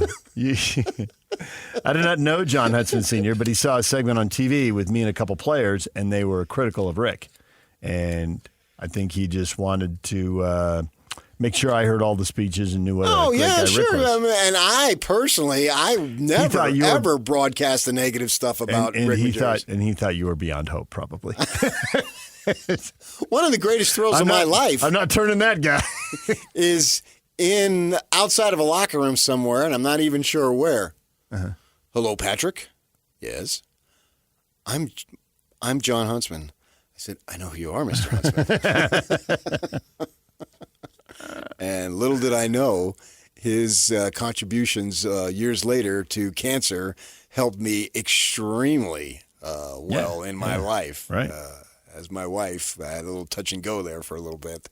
It's so very grateful to the Huntsman family for all they've done in our community and in the world, for that matter. DJ and PK, it's 97.5 The Zone. More of your reaction to Alex Jensen coming up. Pablo Mastroeni's coming up at 8:30. Got a question about a big game for the top of the hour. We'll get to that. Stay with us. DJ and PK, it's 97.5 The Zone. Ladies and gentlemen, may I present... This is JJ and Alex. You know something's brewing down in Provo. Utah's having to deal with it because if you're a Utah fan and you're watching what BYU's doing, you're saying, that's what we should be doing. And we're not. How are they getting A.J. DeBonsa? How did they get Yegor Demon? How is BYU beating Arizona in Tucson? Utah fan wakes up this morning and BYU's in the top 25. And BYU is good enough to go down to Tucson and score 96 in their house. And if you're a Utah fan today, you see that. You see BYU's getting A.J. DeBonsa, and they're getting lottery picks. That used to be you. You used to get the Andre Millers and the Keith Van Horns, and the Jakob Pertles and the DeLon Wrights and the Kyle Kuzmas, and it's not anymore. And you wake up to this headline, you're like, okay, it looks like somebody up there finally gets it. Like, this is not acceptable. Catch JJ and Alex afternoons from 3 to 6. Presented by G2G Bars on 97.5 The KSL Sports Zone. 20 years and still going strong. Utah's #1 sports radio show for over 2 decades. You're listening to DJ and PK on 97.5 The KSL Sports Zone. The band of the day? Beastie Boys. The Beastie Boys, becoming the first rap group to have a #1 album in the U.S. with their debut album, License to Ill. For all the live concerts events in 2025, check out livenation.com. People reacting to the news that Alex Jensen is it for Utah Hoops. David, I think this is a step in the right direction. Now get Andre Miller on as an assistant.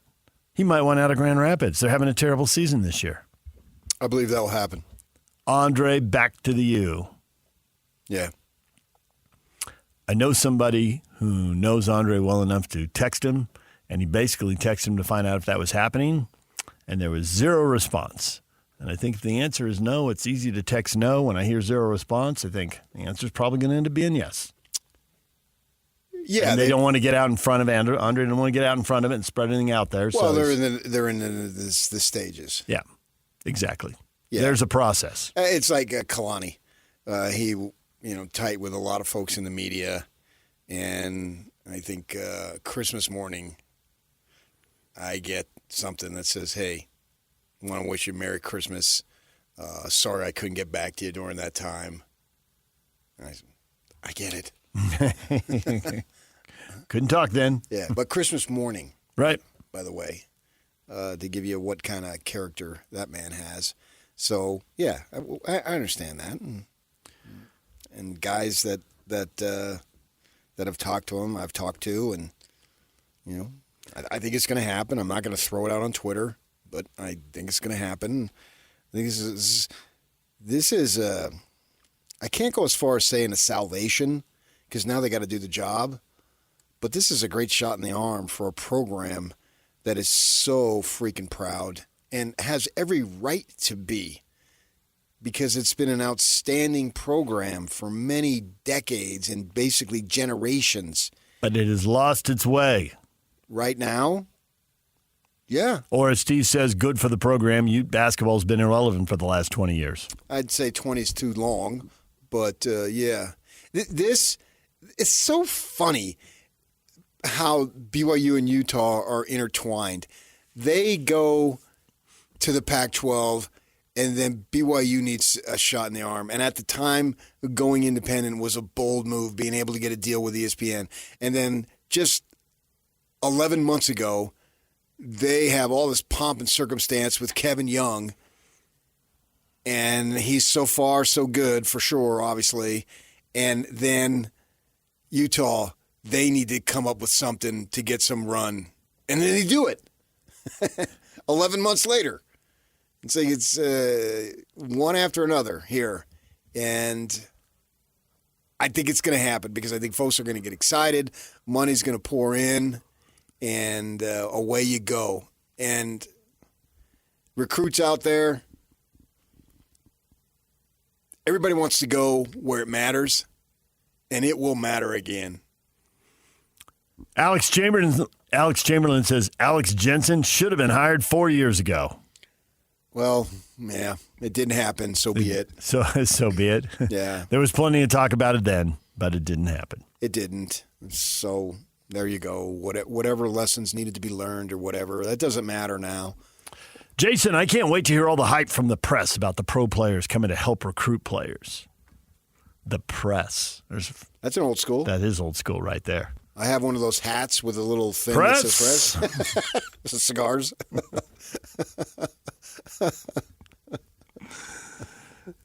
Yeah, I think it'd be the media, but really it comes from the players. The players tell those stories or they don't. Because we don't know who Kevin Durant is talking to until the player says, I've been talking to Kevin Durant. Well, I mean, Andre can talk himself. He can. And, I mean, there may be a recruit who says, they get a 7-footer and says, I came here because Rudy Gobert called me. Well, yeah, because that may happen. Alex has ties. 10-plus years of coaching NBA ball. Ute fans may owe the Lakers if Luka Doncic starts making calls for Alex. Any number of them. Conflicted Ute Jazz fan right there. Quinn Snyder, Jason Kidd. You never know. Yeah. Any number of these guys that here, call him, and he can tell you. And Kevin Young, to his credit, has utilized that. Whatever advantage or angle you have to your benefit, utilize it. It's hard to win basketball games. Look at his face when he's shaking hands at the end of the Iowa State game. It's difficult. So you use every last thing you've got. Right. Because you're going to double overtime and you're sweating bullets. So if he's got guys he can call upon that help him get recruits, and I think it'll work. DJ and PK, it's 97.5 The Zone. Coming up in the 8 o'clock hour, we're going to give away tickets to see the Utah Hockey Club when they come home Monday to face the Toronto Maple Leafs. That's Monday the 10th. That's in 3 days. We're giving away those tickets coming up in the 8 o'clock hour. Also, we're going to talk to Pablo Mastroeni, Real Salt Lake head coach, at 8:30. And before we do those two things, there's a rivalry game to talk about, and we'll do that next. Stay with us. The guys you know and trust, talking about the teams you can't live without. This is DJ and PK on 97.5, the KSL Sports Zone. DJ and PK, it's 97.5 The Zone. If you want to go see the Utah Hockey Club play the Toronto Maple Leafs on Monday night, caller 12 right now. 801-575-ZONE wins a pair of tickets to see the Utah Hockey Club take on the Toronto Maple Leafs. If you don't win now, every show's got a pair of tickets, so you can win with Jake and Ben from 10 to noon right here on The Zone. Caller 12 right now, 801-575-ZONE. All right, Alex Jensen has been hired at the U. Tons of reaction to that, and we'll get back to it. But there is a game Saturday, PK. Tomorrow night, ESPNU, 8 o'clock. How much of a chance do the Utes have to beat the Blue Hot Cougars on Saturday night? You didn't want to write red hot there and incur the wrath of the faithful, did you? Well, I thought, I like a little play on words every now and then. Sure. Very clever. Very clever. I mean, Bronco used to call it the Blue Zone, remember? I thought that was a little over much. I do remember the Blue Zone. It doesn't refer to Utah. It's known as the Red Zone for whatever reason. I love me a good stat, but this one, Kevin says ESPN gives Utah a 17.1% chance of winning. Sounds about right to me. So stupid. How do they come up with that? There's no explanation. It just seems random at one numbers. point, the Iowa State had a 99% chance of winning. What does that? How does that? I don't pay attention to that at all. Yeah. It just seems like that Utah is playing out the string here. There it is. And the coaches are probably going to be gone, most of them. And BYU is looking to get a great run in the NCAA tournament. And they're at home. And they're peaking. And it's senior night. Yes.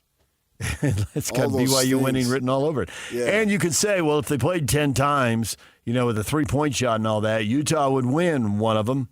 Well, they already did. They won in overtime earlier this year. BYU was a much different team then. True story. They were still figuring stuff out. And the results show it. And they figured stuff out. It was a turning point. I mean, they've had to get wins at Arizona and Iowa State. Those don't happen every season. Fact. And those are great, great wins. I haven't been to Iowa State, but I watched the game. I've been to Arizona. I know how tough that is. And they did it.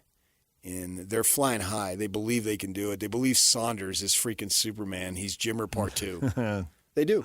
And he believes it. And Dallin Hall came on our show and said, losing in that arena again, he pointed out he'd lost other close games there. It really bugged him, and it was a turning point to the season. And since that game, they won 11-13, and they played great basketball. Yeah, Kevin Young needed to figure stuff out. Both sides need to figure stuff out, and they did. It's been a phenomenal run. I don't know what they're going to do, Coach of the Year, but he deserves consideration, strong consideration in the conference for sure. I'd probably give it to Sampson. I was going to say, when you dominate the league and win it by, what are they, 3 games clear of everyone now? Yeah. Far and away the best team. Right, and in the Big 12. They deserve it, or he deserves it. And I realize Houston was picked high, but so what? That doesn't mean you can't reward greatness, and they've had it. And the way he gets those guys to play so dang hard, they contend everything, every pass, every rebound, every shot. I'm not being quite literal, but you get the point. And so I don't see there's a way, but maybe they can surprise them. Maybe the guys can get hot from 3 and BYU. I mean, look at the women last night for Utah. I would never have picked them losing to a 4-win Texas Tech team in league, and yet it happened. So it's a one-shot deal. You never know in this game. But the great thing about it is there's 2 things for me that I look at BYU is that if their shots aren't falling, they can still defend you and rebound you and protect the rim. They've proven that over the last 2 games. And then they also have other ways to score. They can get the ball. They can play foosball and find other ways. Demon can drive to the bucket. Seems like he likes to drive from the left side as a righty. Mm-hmm. We've got visions of him many times driving to the left, so he can do things there. And the free throw shooting has improved dramatically, which is great. It's a requirement for success. And so things are pointing in that direction. I would never bet the game because you don't know. After I saw in, 1998, when I firsthand saw a beleaguered, overmatched BYU team go down to the pit, which had had NBA guys and a 40-some winning streak at home, and somehow BYU won that game. I still don't know how they did it all those years later, so you never really know. But I would think that it points favorably for BYU to continue, and then the regular season's over, and then we get the seeding tomorrow night, and away we go next week in KC. Chris gives the Utes a puncher's chance. I would too. I mean, they've got some good players. It's not like they're totally. When you look at it, they didn't have Utah standard years, and obviously Craig Smith's team didn't get into the NCAAs, which is the barometer for them. But they're not awful. That is true. Yeah. I mean, they were until. I mean, you can't really measure it anymore, I think, because 2 weeks the ago, firing. they won the Kansas games. Right, and they were flirting with 500 in the league. Yeah. Which is where Kansas is probably going to end up. If they lose to Arizona, they'll be 10-10. I don't think they will, though, but we'll see. Think they'll get the W? It's at home. It is. Yeah. Yeah. West Virginia, Kansas State, TCU, Kansas, and Baylor, all either 9-10 or 10-9. There are a lot of teams that could be locked into 10-10. The Utes are 8-11 now, but with they beating West Virginia at home, I mean, they're playing out the string and they know it. It seems like they could be 9-10 going into this game pretty easily. If things had gone differently. If Craig were still there, I think there would have been a different vibe. Understood, possibly. Yeah, maybe. But, I mean, they're not awful. No, they got a winning record overall. I look more at the conference record. Okay, 8-11, but Colorado's at 2-17. What's the same? It's not awful. Right. It's not awful. Colorado's awful. 2 years ago, and you can look this up, but I'm 98% sure Iowa State goes to the Sweet 16, and they were 7-11 in league. Okay, I'll look it up. But I do remember a story like that. You're right. Yeah. So they're not Utah is not dog awful. I want to make that abundantly clear. They've got some players there who can do some things. They're Division I players. It's not like it says, well, these guys, oh my gosh, what are they doing here? They don't belong at this level. That's not the case, at least in my amateur viewpoint. So the only thing you're wrong about is it's now 3 years ago. It was the 21-22 season. And the years get away from you. They do. They do. They were 22-13, 7-11 in conference, and they went to the Sweet 16 after tying for 7th. Yeah. And the Big 12 legend was born. Right. Yeah. And so that's just one example. I don't think that the Utes are going to win the conference tournament to go into the NCAA tournament. And I think with the new coaching staff, they probably should call it a day because those other guys have got to look for jobs. Everybody wants to stay employed. That's very, very important. So I would think that they would, whatever, I mean, they got these other tournaments, I would say. Yeah, but they're 16-14 now. If they lose to BYU and if they lose the first game in Kansas City and they're 16-16, even if they win one in Kansas City and they're 17-16, I don't think the NIT is going to come calling. Well, I wasn't thinking shut NIT. It down. Oh, you were thinking CBI? Or, yeah, no, I wasn't saying NIT, no. That'll be it. NIT seems like a long after Kansas City, I think that'll be it. Turn the page, new administration, yeah, let it go. At that point, bring the new guys in and get the staff rolling, start meeting with the guys. And I would suspect that most guys would put their name out there because you never really know. It's the same. Falstaff put his name in. Saunders and Hall put their names in the portal. When you have the coaching changes, I think you have to keep your options open. That's the world in which we live in. And then it's up to Alex and Andre and whoever else on the staff, if Andre gets there, to re-recruit these guys if they want them. And that's what's going to be so funky is how quickly it can be changed because I think you can change fairly quickly in football, but there's no question you can change dramatically in basketball. Snap your fingers. Yeah, you could literally bring in 10 new guys. We also know that bringing in 2 new guys can change everything if they're good enough. In hoops, yeah, right. So there's a lot to be done. But I think BYU wins this game. It's a glorious night, blah, blah, blah. And if I were, hopefully for the BYU student section, you don't pile on too much on these kids. At their essence, I know they're getting paid, but they're still college kids. And the coaching change and yada, yada. You're still human beings. Take your victory, have your senior night, and then get ready for the conference tournament. DJ PK coming up next. Pablo Mastroeni is going to join us, RSL head coach. They're home hosting San Diego Saturday night.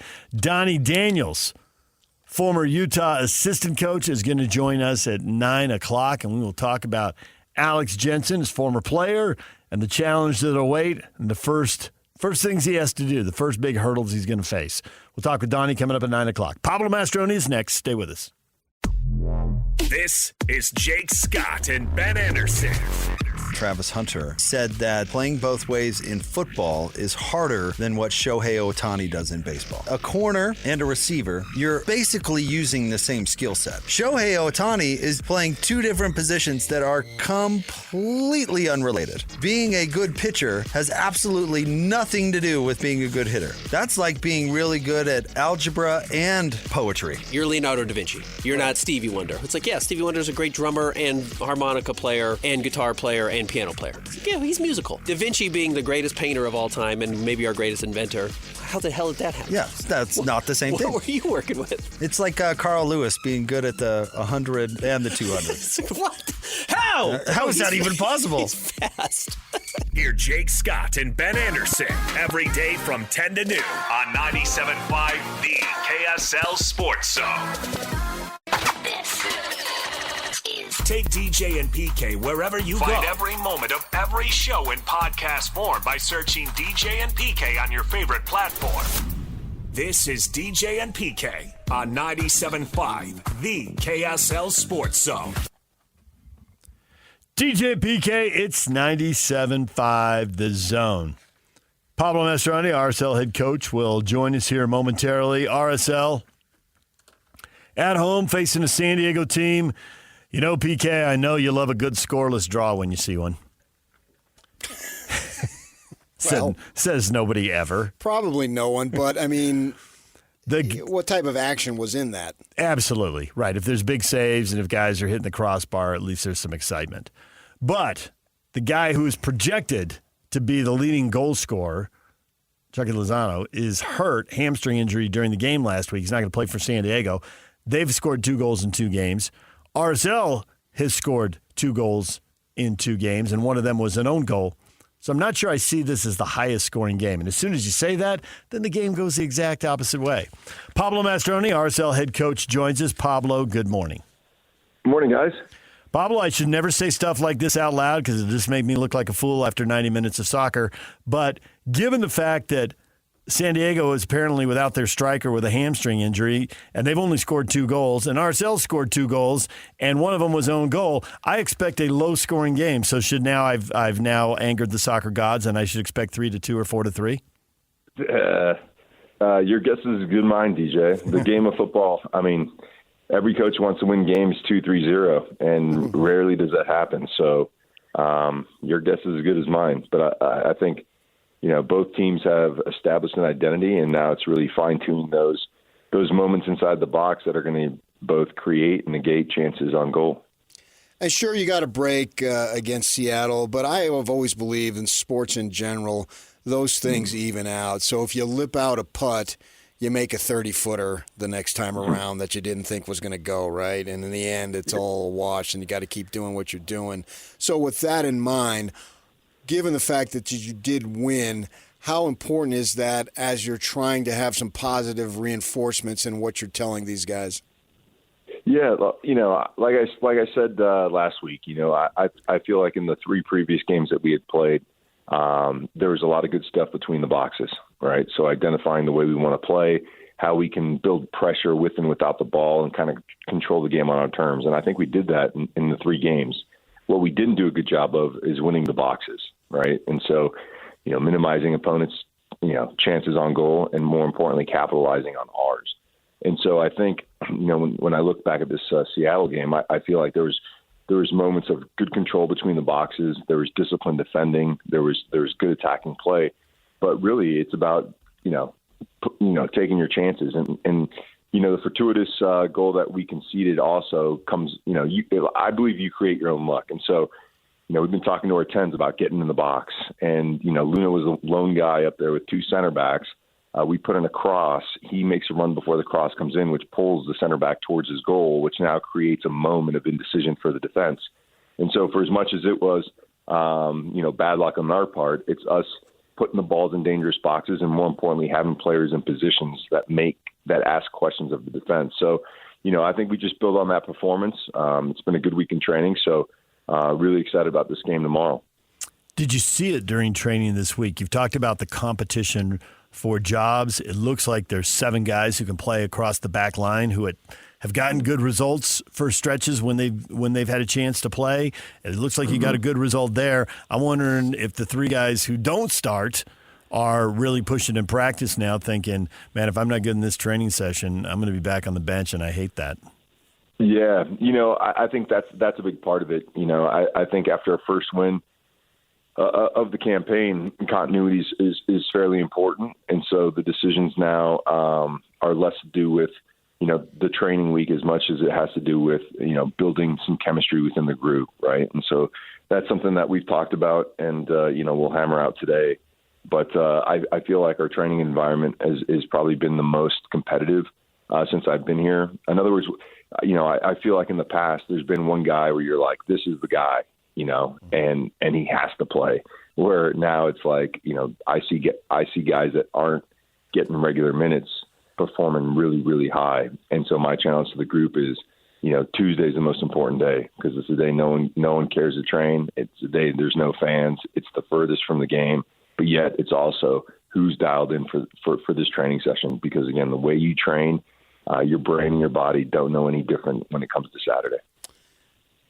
Do you find, you speak of that chemistry, that some lineups and some guys just perform better than others, even though somebody else might have a little more talent, but for whatever reason, this unit meshes particularly well? Yeah, that's a great question. And I'd say yes, absolutely. Because I guess it all depends on what you call talent, PK. And I think that's a big, I'd love to dive into that. Because when we talk about talent, it's what fans see with the ball at the weekend. But for me, in particular on the back line, the biggest talent is communication, right? And so you could be an unbelievable individual 1v1 player. You can have great distribution. You can, there's a lot of things that you can do that people will say, man, that's talent. But for me, it goes back to the fundamentals. And the more I'm in coaching, the more John Wooden had it right. It's only ever about that. Because if you do those little things right, you'll be able to keep the ball, when you have it as a defender. But more importantly, you're always going to be in good positions. And then when you can be in good positions and communicate to the line ahead of you, now you've linked the chemistry piece that you're talking about, right? So chemistry is as much, the communication, putting players in front of you in positions so that your job becomes easy. And, there's this one guy, Yam Stomp at Man United, and they had this data roll out. And they started looking at the data, and he had 0 actions. And all the other defenders around him had a ton of actions. And so they decided, based upon the data, that they were going to let him go to AC Milan. And when they went to AC Milan, he killed it. And they went back and reviewed why. And it was because he was always in a great position and always communicating where the action always went away from him. So that, for me, is real talent, and is how you can be as efficient with your energy, yet always be in the best positions for the team. And that leads straight into why you kept starting Matt Crooks week after week when people were saying there's no goals, there's no assists, what is this guy doing? And you told me once that there's no way Andres would have done what he did if he didn't have Matt Crooks holding up the ball and basically pointing at him like, you're going to run down the line now and I'm going to give you the ball. And if you don't, I'm going to hold on and I'm going to start waving my arms. I'm going to embarrass you in front of everybody. So run down the line. And you don't run down the line if you don't think you're going to get the ball because you don't want to have to run all the way back and defend. And he made him a better player. You're absolutely right, DJ. I think that's the balance, that's the chemistry that often eludes, the casual observer or someone that's never been in the trenches before. Is you have guys like last year it was Andres and Chicho, and these guys are creative players. They're artists. But within that artistry, you need predictable, right? You need fundamental. And, Crooks was the anchor to Andres. And like you said, he led him on runs. He told him as a young player where to move by the way he passed the ball, by the way he oriented his body shape when he was receiving it. And again, it allowed Andres to get forward. And if a play broke down, Matt Crooks was doing all the defending for him. So if you don't have that type of balance within the team, you're going to find yourself in a really bad way. But he was definitely the catalyst to a lot of things that we did in the attack that went unnoticed.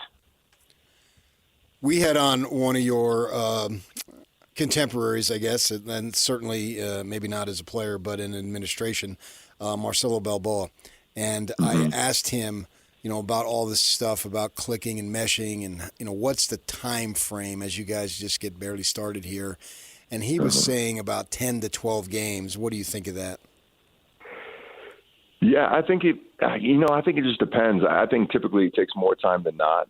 I think that, this result that we had at the weekend injects a bit of, it injects belief. And when there's belief, I think you can get to many things quicker. But I would say, I think that's fair. I think 10, 12 games, you have a really good understanding of the players, from a coaching perspective that are reliable in certain moments. Other guys that do well come in games.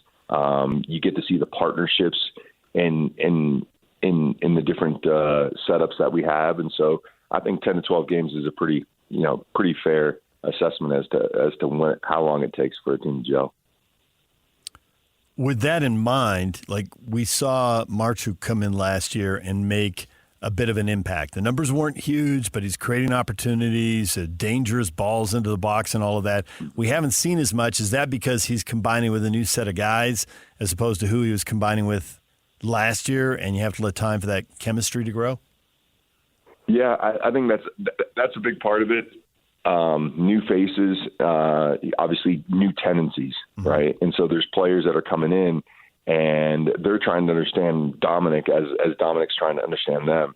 The other part is, Dom's been dealing, with some personal stuff back in Poland. That's kind of weighed heavy on him.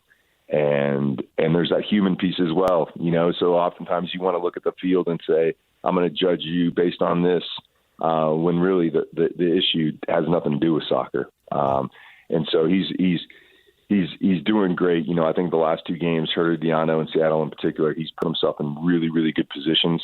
He's been threatening in front of goal, and now it's just getting over the hump and put one in the back of the net. And I believe Dom has goals in him, and he showed that last year in the few games that he played. But in preseason, he was pretty prolific. So I expect Dom to have a fantastic game tomorrow and continue building as a really integral part of this attack. Marcelo was a good interview, and you guys, a couple of Argentine guys running loose on the other side of the mountains over there in Colorado. You got any wild stories to tell about them? Yeah, I just remember that, he used to ride a motorcycle. And when I first got to the club, and it was sliding doors. When I got to Colorado, he left to New York to finish his playing career, and then he came back as kind of a technical director years later. But, I think Marcelo Balboa was a guy that, the first World Cup I attended in '94, he was one of the heroes on that team. And then so to be able to work with him later is just like this.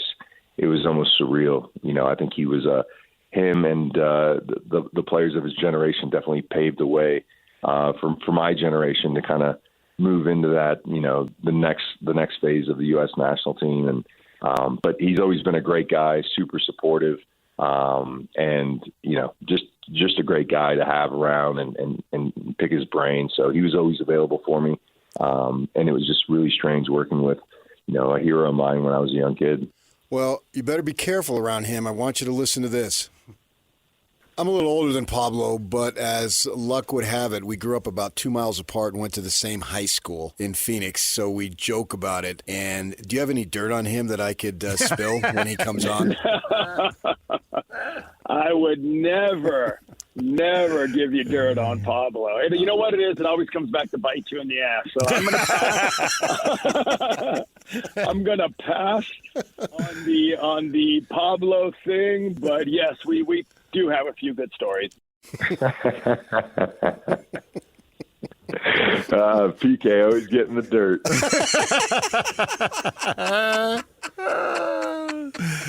Oh man, that's great stuff. Yeah, good stuff. I knew I had a good bud in Marcelo. We won't tell. So I had occasion to talk to him yesterday afternoon, actually, and I brought that up that this was going to happen, that you were going to be on in that, and he, with complete calm, Pablo will never give me up. He said it, and he said it so calmly, and he said it so confidently. Pablo will never give me up. It was hilarious. There's a code. There's a code that you have to follow. Oh man. I know, but when you're around sports, you're around so much, like so many weird things happen. There's so many crazy things, so many good stories. So many crazy things. Yep.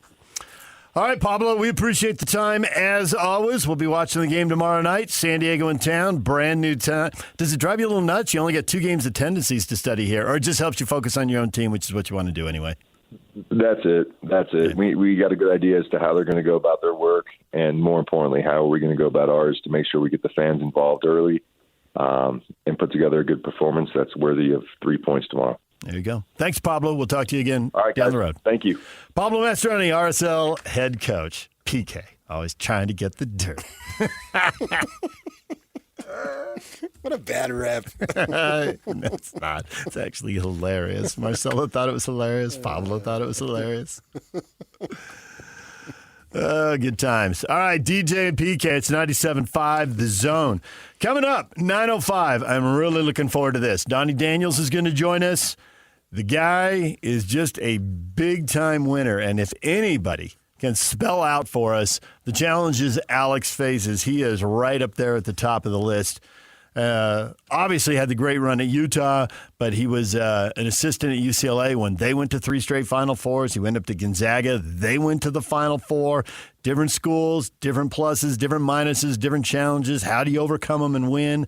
Donnie knows, and the more Alex can lean on Donnie and Juddy and Andre Miller and all the guys of that era, I think the more confident Ute fans are going to feel, and they already feel pretty confident. His son coaches at Utah State. We'll talk with Donnie. That's coming up in about 20 minutes right here on The Zone. Accessing. This is Hans Olsen and Scotty G. Alex Jensen heading back to Salt Lake City to take over the reins of his alma mater. I'm sure the conversation was, I'll take this job and I will win games for you at the University of Utah. I'll get the crowd back. I'll do all of this stuff, but I'm going to need this. And I don't know what that dollar amount is, but it's got to be significantly more than what Craig Smith had to work with. If I'm Alex, and I'm fully honest as I'm sitting in the office with Mark Harlan, I'm saying, you realize if you just gave Craig Smith all this and you put it into a roster next year, you realize Craig could probably win, right? Well, yeah, but it's the image thing. We need you. NBA guy, okay, then I'm going to need this. So this is actually really good news for the University of Utah fans, because I do think Alex is smart enough to do that, knowing that he can't do it unless he's got the players, and players are expensive nowadays. Catch Hans and Scotty weekdays from noon to 3 on 97.5, the KSL Sports Zone.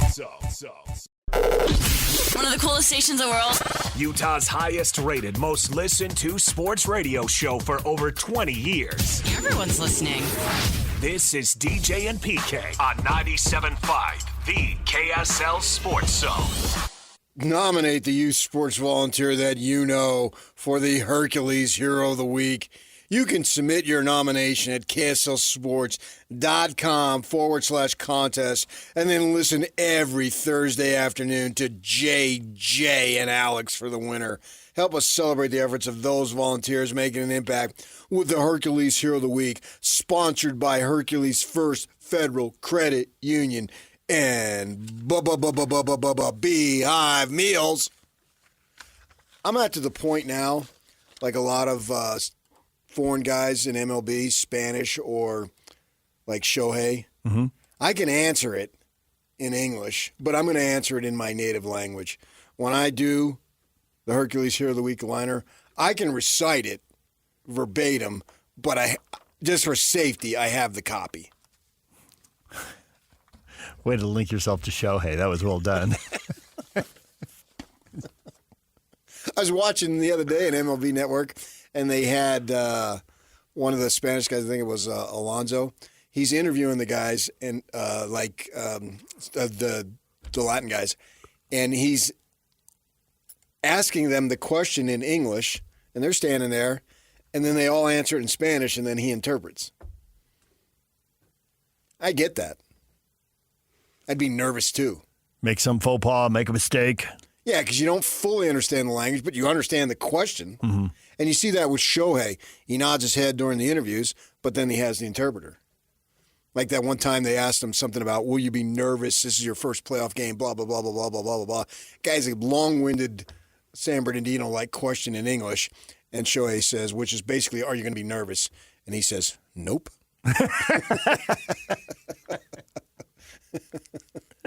So he didn't need an interpreter for that one. Nope. That's funny. All right, got a lot of reaction to Alex Jensen running the show at the University of Utah. And the general consensus here is the program is in such good hands now. There are so many. Eric, good hire. Reed, good. Don, that's my choice too. David, excellent.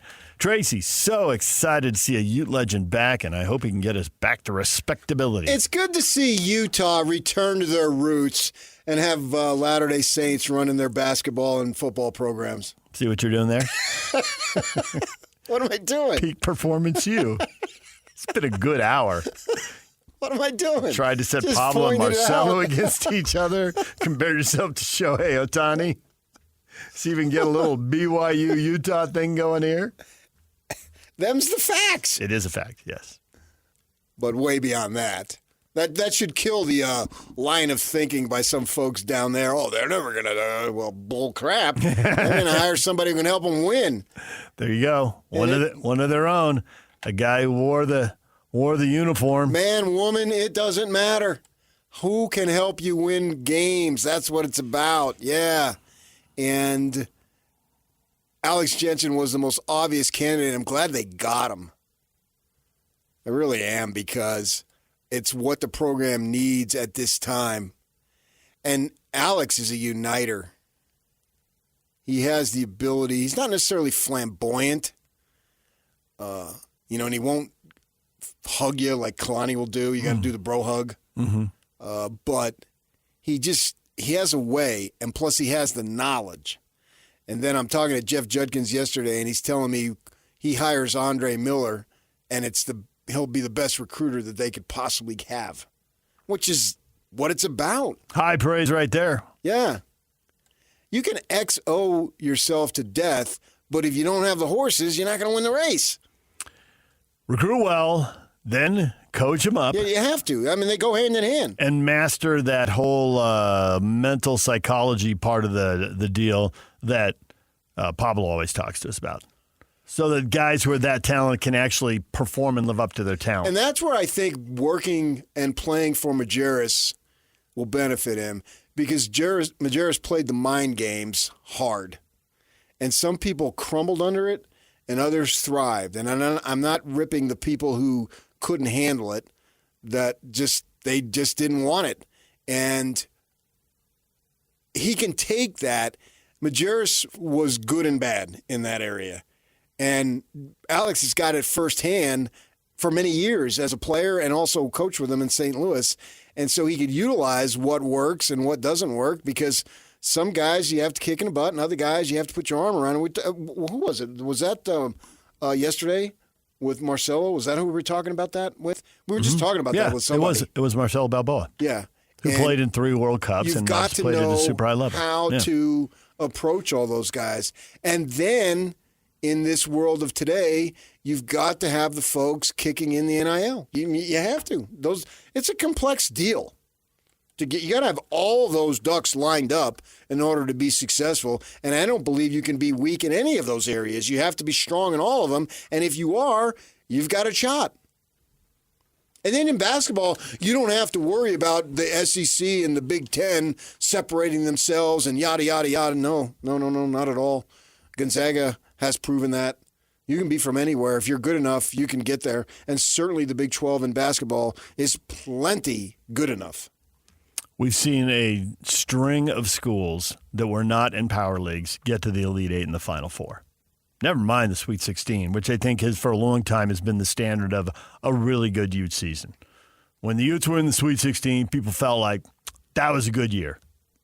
I don't think we've ever had the disappointing Sweet 16. We've seen disappointing second round outs. I think when you're out in the second round, it depends. Depends on who you are. Right. For sure. Yeah, depends on how good the team is, how young it is, where they were seated, who they lost to. Well, you want it to be disappointing. I think that means you thought you could have done more. The second round loss to Gonzaga, I think. Didn't they lose in the second round to Gonzaga under Larry? Yeah. That was in Denver. I was there. Yeah, that one. I think that one felt a little deflating. BYU fans love that. Yes, they because did. that was the They year did. they didn't want to play him the next year. Blah blah blah blah blah. And they were West Coast Conference brethren at that point. They were, So, yes. The And WCC. Gonzaga put it on them. Yep. Sitting courtside. And that's another factor. How bad does it get to? I mean, it's disappointing to lose, but nobody wants to lose by 20. Yeah. Gets out of hand. All right. More hoops with a guy who knows a lot about Utah hoops. Donnie Daniels, former Ute assistant coach, joins us next. Stay with us. When it comes to the biggest moments in Utah sports history, these guys have seen it all. This is DJ and PK. DJ and PK on 97.5, the KSL Sports Zone. DJ and PK, it's 97.5 The Zone. We are joined now by Donnie Daniels, former Utah assistant basketball coach. Donnie, good morning. Hello, can you hear me? We can. Thanks for coming on. Okay, great. Thanks for coming on the show. Alex Jensen. Go ahead. Oh, no problem. Thanks for having me. Alex Jensen has a lot of friends, a lot of admirers. There is so much enthusiasm around his hiring. You coached him. You were an assistant when he was playing. I'm sure you're in his corner too, which is why I think you're the perfect guy to ask. PK always says, when everyone zigs, it's time to zag. There's so much positivity around this, and I'm sure you want him to win as much as everybody else. Do you see a big hurdle he has to clear so that has to happen? While everybody else is celebrating, are you looking over here like, if you can do this, if you can do that, there's the toughest challenges? What are you looking at? The biggest thing is expectations. Is he going to turn around right away? I doubt it. You got to give him a chance to build a culture, his culture. You got to give him a chance to, get his feet wet. He's been a head coach, but that was 15 years ago, if I think, in the G League. Yeah. But I think he has the pedigree. He has the know-it-all. People want him to succeed. It's one thing when you walk in the building, everybody that sits in that seat wants him to succeed. That's a powerful feeling. Sometimes it's overwhelming, but I think he'll be able to handle it. And I know the Utah fans will be in his corner, win or tie. So I know I am. Yeah. So, but it's a great day for Utah basketball for sure. A great day for the city, the fans, alumni, boosters. So, it's all in a positive way. I mean, the only thing I think people would be happier, God rest his soul, is if Coach Majerus is the head coach today, But like I say, that's the closest thing we can get to it. And I think Alex is all geared up for it. And I'm really excited to see the progress. It's amazing to think about this, Donnie. 30 years ago, he was a freshman at Utah. That was my second year on the beat for the newspaper. You and Judd, you were coming off a bad year the year before, but you guys, that really started it, the dynasty that I can call it, throughout the rest of the decade that you had so much success. And through the years, and he went on a mission, so he's gone for a couple years, but through the years of you being around him on a day-to-day basis, did you see this as a possibility that not necessarily that he would be the coach at Utah, but that he would be a one who would be in coaching? Coaching and yes, I mean, he got connected with Coach, at St. Louis, that turned into Cleveland. And a lot of times people that get into coaching, nobody graduates from high school saying, I'm going to be a coach for the most part. But, he just evolved to it, just like I did and a lot of people did, coach, all the coaches. I assume at some point in time, kind of this involvedness happened. Alex is a very quiet person, reserved. I mean, you can see him sitting on the Jazz bench, and sometimes, the only time he got up was during timeouts. So, but yeah, I could see it because he was connected. He was connected to the best. He learned from the best. And so, it kind of, you just kind of morph into it. Yeah. And he has a great mind for it. He's very subtle in his ways. He's communicative. He's not a boastful kind of guy. He'll actually talk to you and actually he'll have great relationships with the guys. There's a temptation to hire all your friends and get the band back together. To what degree is that a positive because everybody fights a little harder for home and for their alma mater? And to what degree do you need different people with different experiences from different places who are brand new? What does that balance? What should it look like? Well, I said in my experience, he's going to have to hire who he's comfortable with. And that may not be a guy that he played with or played against, or it may not be his brother. You know what I'm saying? It's what he's got to feel comfortable with, and that's going to change too. If he's fortunate enough to have his job for a long period of time, he may come back to somebody that played with him or somebody he knows extremely well. But he'll get it right. I'm sure he'll have a lot of advisors, give him some input and stuff like that. But I just know that he has to hire who he feels comfortable with. And I tell you this, and you can't take it personal. I've known Al for 30, that doesn't mean anything. He has to do what he thinks he has to do to get this job going. I've got some, irons in the fire, but that might not work. But I'm not going to take it personal because it's just, you can only hire so many people, and so, but I think he has a good feel for it, what he wants to do. I mean, you don't even know. I mean, it's been 38 years. Let's say it's been 30 years since he's been out of Utah or whatever, but, he's gotten new friends. He's gotten familiar with new coaches. So, you just never know. But whatever it is, whoever he hires, it'll be great for him, great for the university, and a very positive thing for our Utah basketball. How important is the dynamic of a coaching staff? And we always go back to Coach Majerus and then Donnie and Judd. It's like Batman and Rum, Donnie and Judd, Peanut Butter and Jelly, Donnie and Judd. Everybody remembers because it seems like, and I was covering you at that time, you brought something that was different from the other two, and they brought something that was different from you. So just the chemistry that's needed on a coaching staff where each person is different from the other. How important is that? I think the biggest thing is that you have to be aligned with what the head coach wants. You can't be obstinate and think, oh no, that's not good, because your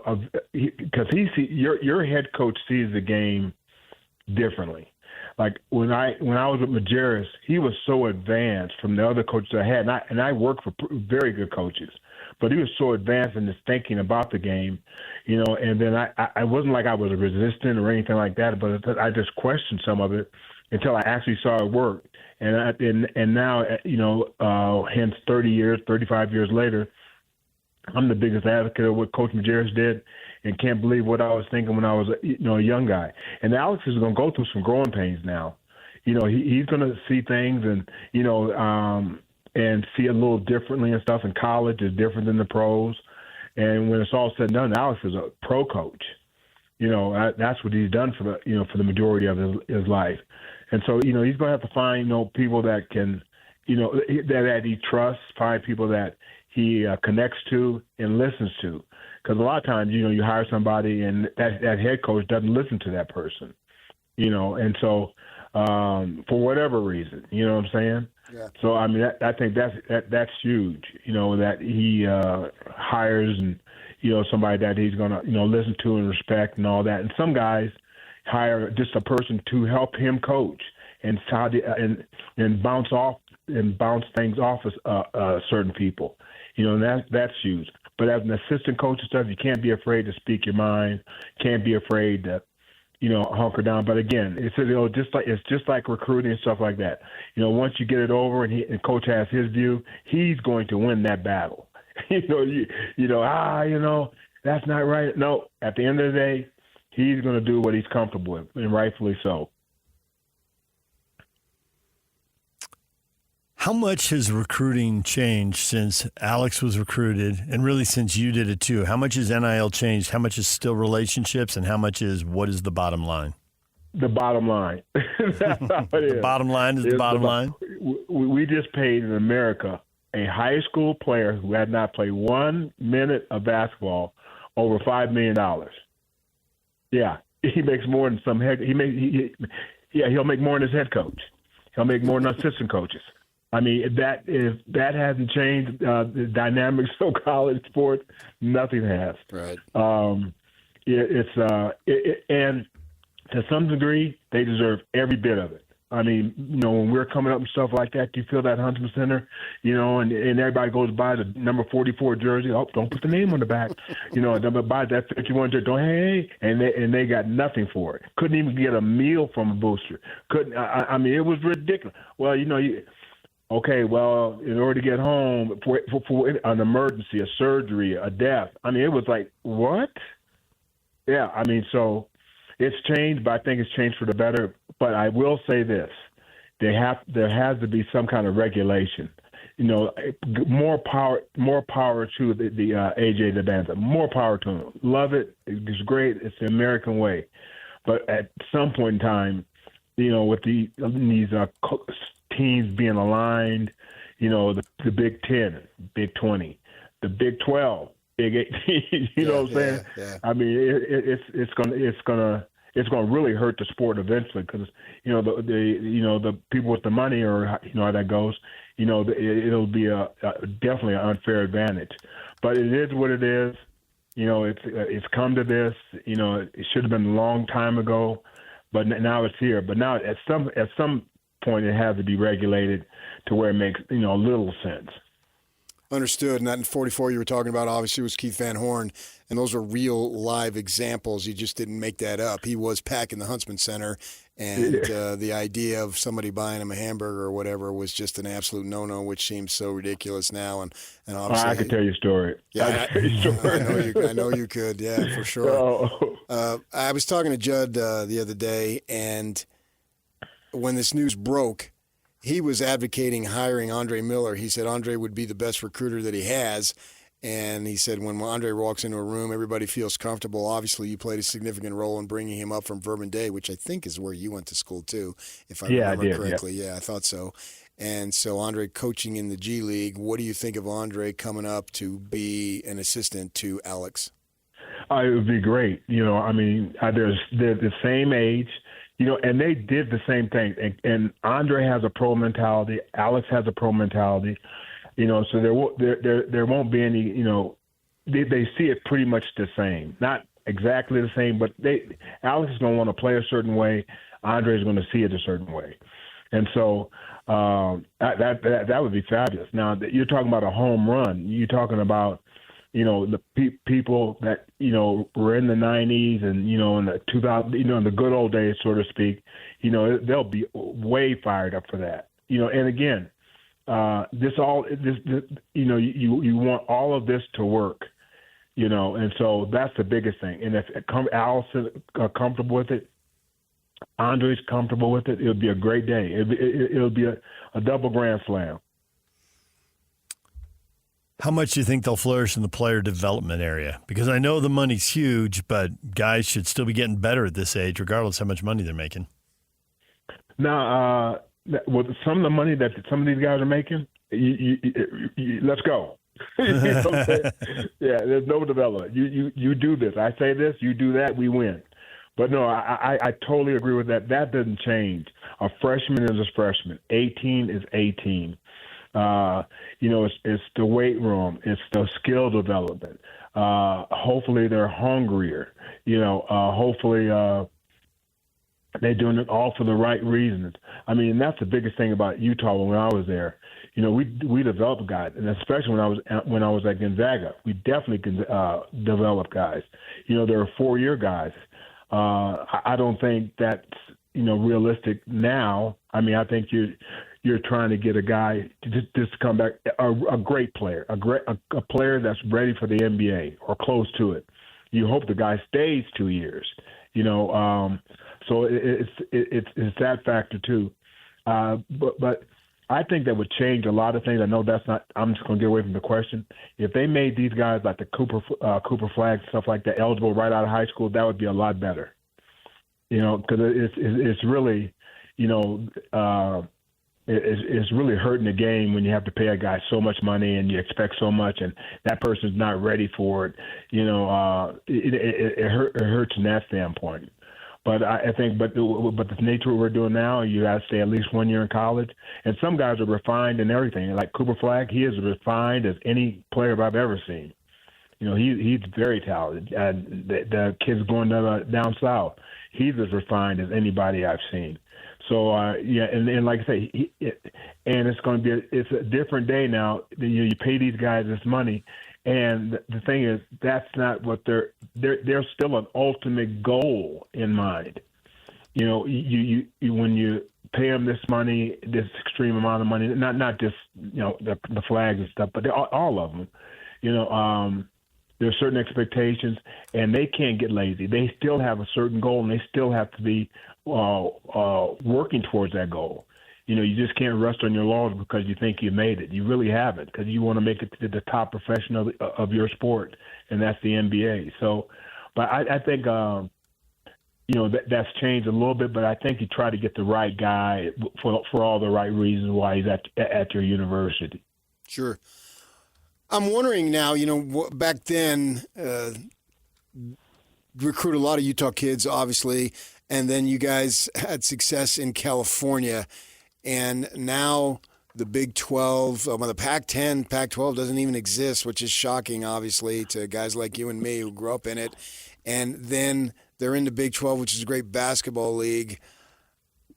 Where do you think they need to put the emphasis in recruiting in terms of do you back off from California, or what do you do there? You just find the best players you can, and it's got to be a position deal. It's not like you don't go in California because this and that. I mean, right now, a kid goes to California. A kid says in Los Angeles, "Oh, I'm going to UCLA." Well, you're taking trips to Rutgers, Maryland. Right. You're going. Stanford played a home game against Syracuse. I mean, I couldn't believe it. Like, what? They're playing a preseason game in the conference? Oh, that's right. So that you go where you can go. You go where the players are. You still have to recruit the players. It's a lot different. You fly the folks in and stuff like that. But at the end of the day, it's going to be, what can you give me? And it's legal.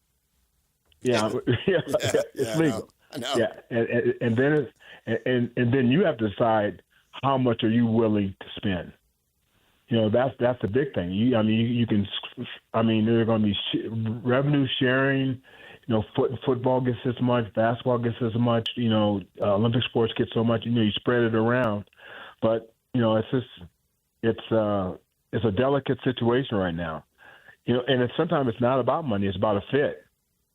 Some kids really look at the fit and where you play and stuff, but I would say the biggest focus is as far as position wise, then you try to get a lead guard, and then you try to get somebody on the front line. That would be the two biggest needs.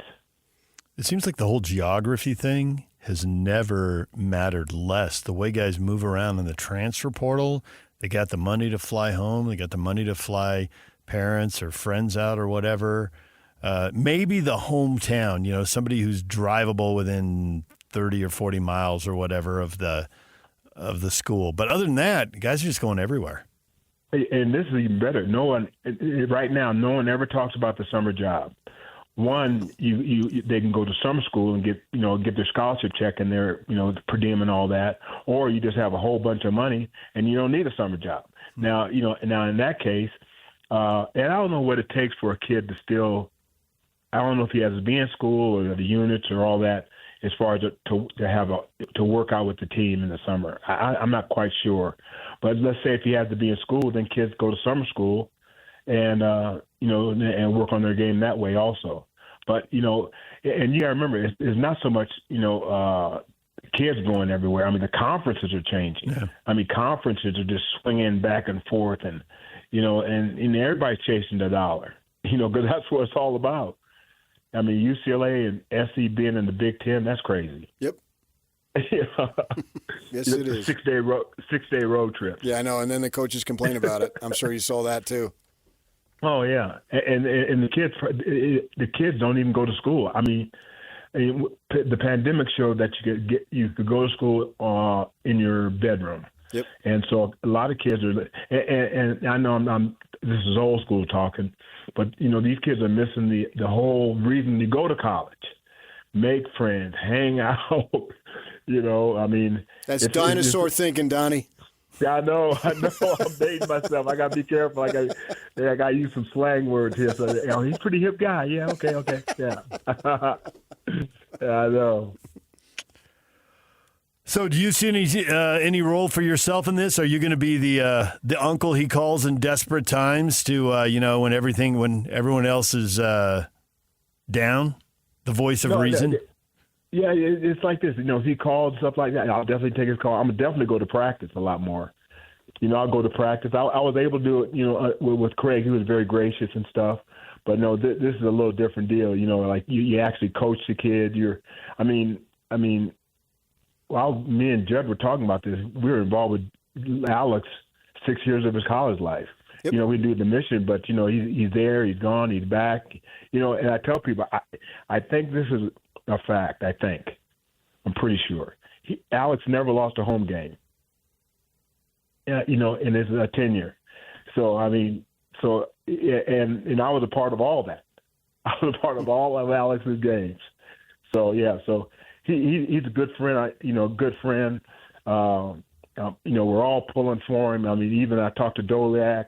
Alumni. I think the alumni I should take that back. Alumni. Next year will be a lot more not positive, but more people will come to it because a lot of guys played with Alex. Yep. Yeah. So yeah, it'll be fun. It'll be a different energy, a different vibe. So like I said, this is the first time, to my knowledge, a Utah guy in basketball anyway, who played at Utah is the head coach of Utah, if I'm not mistaken. Right. Yeah, so. I had someone tell me it goes back to Vale Peterson, who apparently was a Ute, who played at the Utes. So now we're going back. Yeah, but nobody's alive now. Yeah, I know. That was like 80, 90 years ago. Yeah, I know what you wanted me to say. Oh, yeah, I remember him. Yeah, okay, yeah. Yeah, I know you were waiting for me to say something like that. Nice. You're not that old, Donnie. Come on now. Okay, all right. All right, Donnie, thanks for the time. We appreciate it. Hey, appreciate you guys calling. Thanks again. All right. There's Donnie Daniels, longtime Utah assistant basketball coach, and was back on the staff with Craig Smith there at the end of his career. So, interesting perspective from him. I love what he said, that he'll be at more practices, and so will everybody else. And whether Donnie has an official role or not is irrelevant. He'll have a role. Fact. Yeah. Fact. And guys who know hoop will have a role. Coaches will tell you that the head coach can be the loneliest job. You'd think you could go to the GM or the owner, but when times are tough, if you're about to get fired, can you really go to them? Who's the confidant? Who do you talk to? Maybe you have an assistant coach you're really close with. And Alex may have as strong a support system as a coach could hope to have with Donnie and Juddy in town. And if he hires Andre Miller, Josh Grant is so in Alex's corner. If you heard him when he was on our show. Judd called Josh Grant yesterday to me a basketball genius. He said his mind is just incredible. And Judd went through, he's listing guys, Byron Wilson, and just all in all, he's listing all these guys that could help him. And I'm to the point now, if this doesn't work, nothing will. This has got to work. Yeah, I think it will. DJ PK, it's 97.5 The Zone. Little news breaking while we were doing that. So we're going to take a break. When we come back, we're going to tell you what's new in the world of sports. And also, it's good. A little bit of a raw deal, though. We'll get to that next. Stay with us. And now, a look at traffic from the KSL Traffic Center. Still seeing wet roads, but I-15 is looking pretty good from Spanish Fork all the way up to Ogden. Things are a little slow, though, as you try to go into Big and Little Cottonwood Canyons.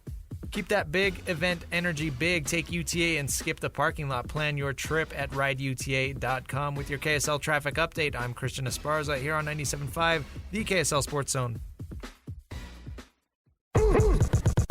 Ladies and gentlemen, may I present... This is JJ and Alex. Josh Grant, Utah Ute legend, joining us right now on JJ and Alex. To me, there's one name. They need to recruit the heck out of Alex Jensen. There's nobody out there who has experience working with Rick Majerus, who understood basketball and could teach basketball as well as anybody in the country. He understands how Utah works. He understands the psychology of basketball. He understands how to get guys to play in the NBA. He understands basketball. He understands discipline. He understands defense. He understands the importance of playing together. He can coach that. He can teach that. I don't know that there's too many other people that get all those things that would want this job. Catch JJ and Alex afternoons from 3 to 6. Presented by G2G Bars on 97.5, the KSL Sports Zone. For all of you, less motivated listeners, it's time for your 9 o'clock. Where the heck have you been headlines? Where you at? With DJ and PK on 97.5, the KSL Sports Zone. Call Trajan Wealth today, your local trusted financial fiduciary. Trajan Wealth, bringing the slacker headlines. Trajan Wealth, 801-899-7600, or visit their website at trajanwealth.com. So news breaking in the last hour, the Utes are going on the road for Black Friday. Again, not quite as far this time. Isn't it about time to get a Black Friday home game? Next year. Be patient, Grasshopper. Okay, fine. Yeah, they'll be November 28th at Kansas. Now, they're always going to Kansas. Yep. There's just a question whether it would be Friday or Saturday, and the Big 12 put out all its Friday games. And that same day, you've got two long-standing Big 12 rivalries. You've got Arizona at ASU and Utah at Kansas. There they are. The two everybody had circled. I wonder why they have left the Territorial Cup intact at the same time. I don't know. And they haven't decided no. Utah and BYU are bouncing around the calendar, and Arizona State are playing on the traditional post-Thanksgiving holiday weekend. As they've always have. Yep. Yeah. And as an ASU guy, and I'm linked to the U of A, they're inseparable, and that's when they're supposed to play. It's been that way. I'm wondering if they felt that maybe, this rivalry has already been interrupted for a long time on that weekend, whereas the Arizonas went from WAC to Pac-10 and it never changed. Never moved. It's always so been the same deal. consecutively, it's longer. Whereas Utah and than BYU here. didn't play. They played the opening weekend. Yeah. They played the third weekend. They settled on the second weekend. Right. It was all over the map. And U of They A, did play one late season game in there. It was all over the map. But that was one time. Yeah, that's because the Notre Dame playing at SC. Something you called out Larry Scott on that. Come on, Larry. And you called it, and Larry, oh, no. And you said, Larry, you're wrong. And then Larry realized, I'm wrong. And so they had BYU as the member of the Pac-12 in that week every other year when SC always had SC or at Notre Dame in the Coliseum, because when it's in L.A., they play at the end of the year. When it's in South Bend, they play in October. The thing that needs to happen, and somebody's going to do it, at some point ABC is going to put college football on Friday. We already see ESPN games, but when you go over to ABC, you get even bigger audiences. And we've seen Fox do it, and I think they did it with one Big 12 game. It was mostly Big 10 games. But They do it with basketball there's one now. early. I know. They're on Fridays every night. I always check. Friday's going to turn into sports night. Nobody's watching anything else. What do they have Friday nights? I mean, I have no clue. That's why they need to put sports there. Nobody knows what the shows are, and they're low you rated. don't know? I really don't. Okay. And nor do I know them for any of the other networks. I don't know. I used to know the primetime lineup. I don't know the primetime lineup anymore. I haven't for years. And you got primetime The Bachelor. You got where they go on an island. What's that show called? What's that show called, Christian? Love Island. No. I'm not talking about Hanky Panky. I'm talking about Survivor is what I was thinking of. Shark Tank is apparently a Friday night show. I don't know. See, he went right to the you-know-what. Huh? Well, he's still a newlywed. There it is. Love Island? What the heck is Love Island? It's a TV show. What is it? I got it. A reality show. It's a reality TV show. It's like The Bachelor. You know, they send So all these couples out. is it 20-somethings? Is it middle-aged people? Yeah. Is it the older? Because they did a Golden Bachelor thing. No, it's like 20-somethings, and they're all, a bunch of single men and a bunch of single women, and then they encourage them to find the love of their life. Oh, well, that's the essence of it's cute of life, man. Shark Tank in 2020 is ABC on Well, Friday that's the night. one where they do like some small town where somebody murdered somebody else, and seems 2020? Seems like all those shows.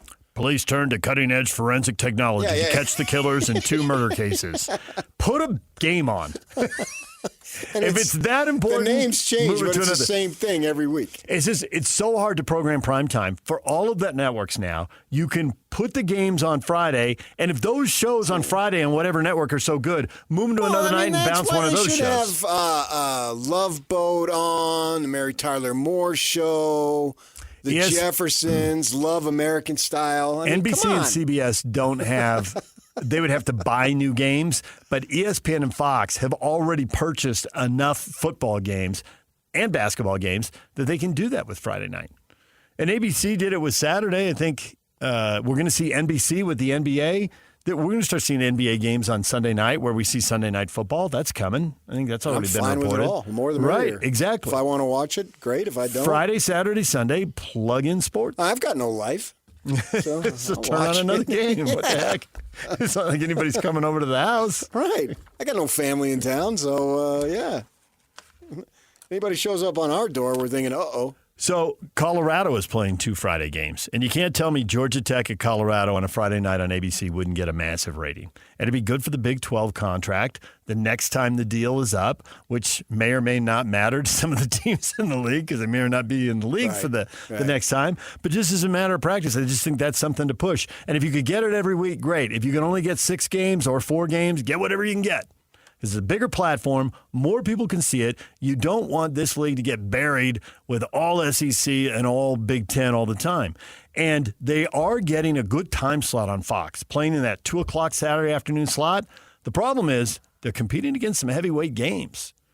So maybe you get more eyeballs on a Big 12 game if you played Friday night. Yeah, but if you're a fan, you're checking them all out. If you're hardcore, you are, yeah. But not everybody is. I think most college football fans are. There's a reason some games get 4 million and some get 2 and some get 1. And there's eyes on every game. There's eyes on Maction on Tuesday night. How big a fan are you? That is all accurate. And I wonder. You can't track the games I'm watching. Now, most of the time I'm at a stadium, but if I happen to be home on a Saturday, it would be impossible for you to figure out which game I'm watching because I'm wearing it out. Channel surfing like crazy. And I have the computer, and I have the phone, and I have the television. Yeah, I'm all over the map. I think that all the people would tell you that the numbers are too low. They should be higher. And the numbers were adjusted a few years ago. They changed the system to account for people who weren't watching at home. You know, hospitals weren't measured. Sports bars weren't measured.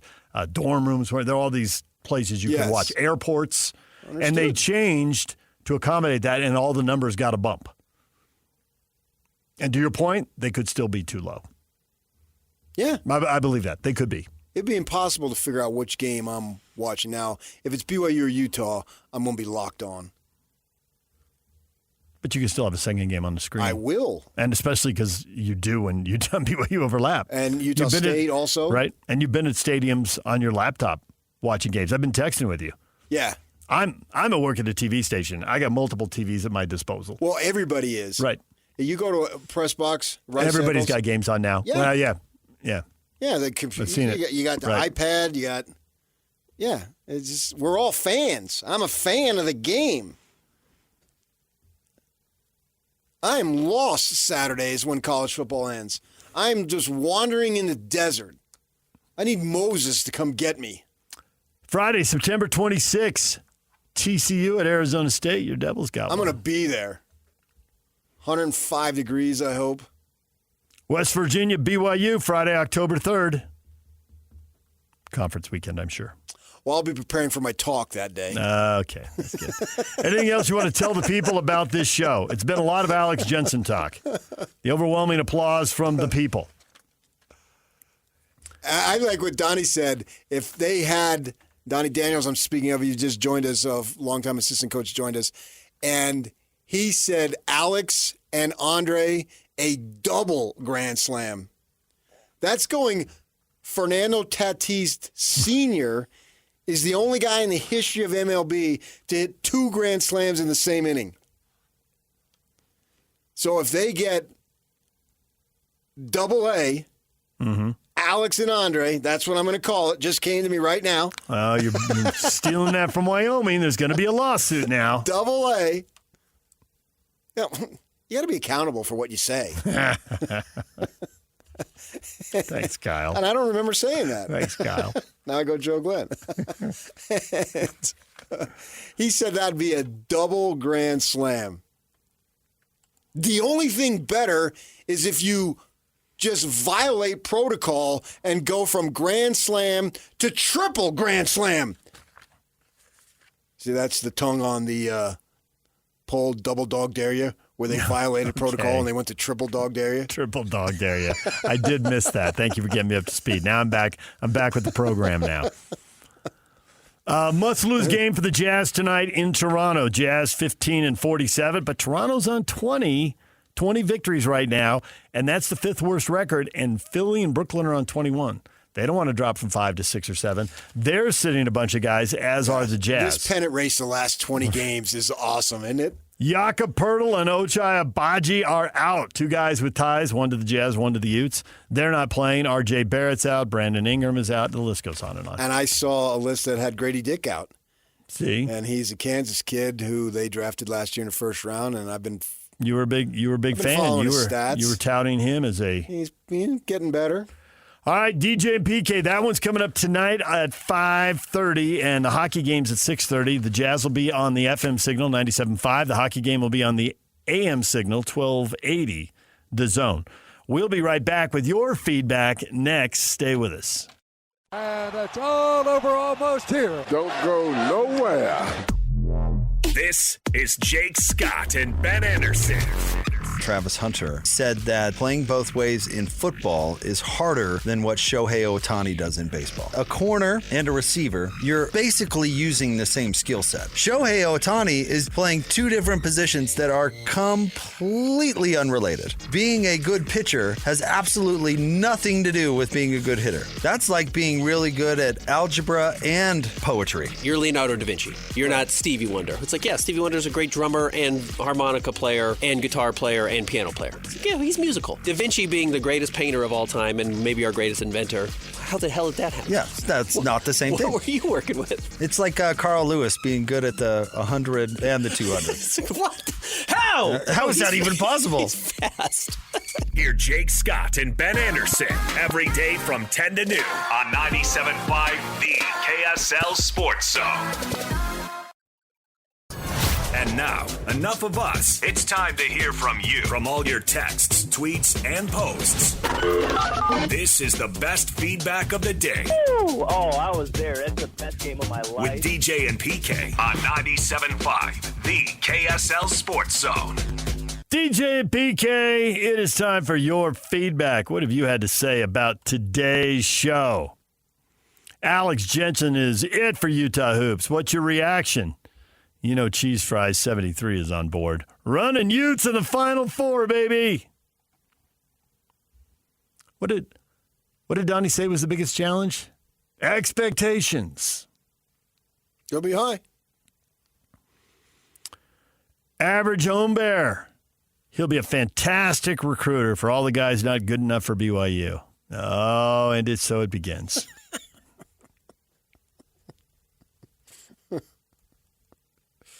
We shall see. Jardy says, little brother doing their best to imitate BYU. It's cute, but they don't have the momentum or the money to keep up. Curtains of shame will remain up, and Alex will be back in the NBA in 4 years max. Oh, boy, that's a downer. But the money's a big deal, and BYU's got these guys that are there and willing to spend it. Brian says Alex will go down as the greatest Utah basketball of all time. There will be a statue built of him outside the JMC, and many Utah fans will name their children after him. I'm hoping to be the next halftime post-game sweater holder for Alex. If you know, you know. I mean, we know, yeah. Yeah. Chad, being a USU fan, my PTSD question is how long do Young and Alex stick around? It's a great hire for both schools and worth the risk, but I feel they're gone the moment of good success or a deep tournament run. Well, that's the thing about with Alex. I mean, he is local here. Kevin Young, he's not. So if you're local, there's a better chance you stay. There's no guarantees either way. Matt Wells played at Utah State, and then he left and went to Texas Tech. Yeah. So there's no guarantee there. But, Utah State, we look at Utah as being a bigger situation. It's basketball, football. More so capable of matching the money for a lot of job offers. Yes. And whereas Utah State was always going to get outspent. More capable of getting bigger recruits. Right. Utah State was going to get outspent by a program that wanted their coach that had more money. There's nothing they were going to do about that. But, there's nothing there as a guarantee as far as that goes. So I mean, if it was a guarantee, then we wouldn't be talking about it. That's true. That is true. We talk about the things where there's doubt going forward. There's no doubt that going forward, Jake and Ben will move into the studio, and they have tickets to give away to see the Utah Hockey Club when they return Monday night. So stick around. They are coming up next and giving away those tickets right here on The Zone. Party time! You have a great weekend, okay, buddy?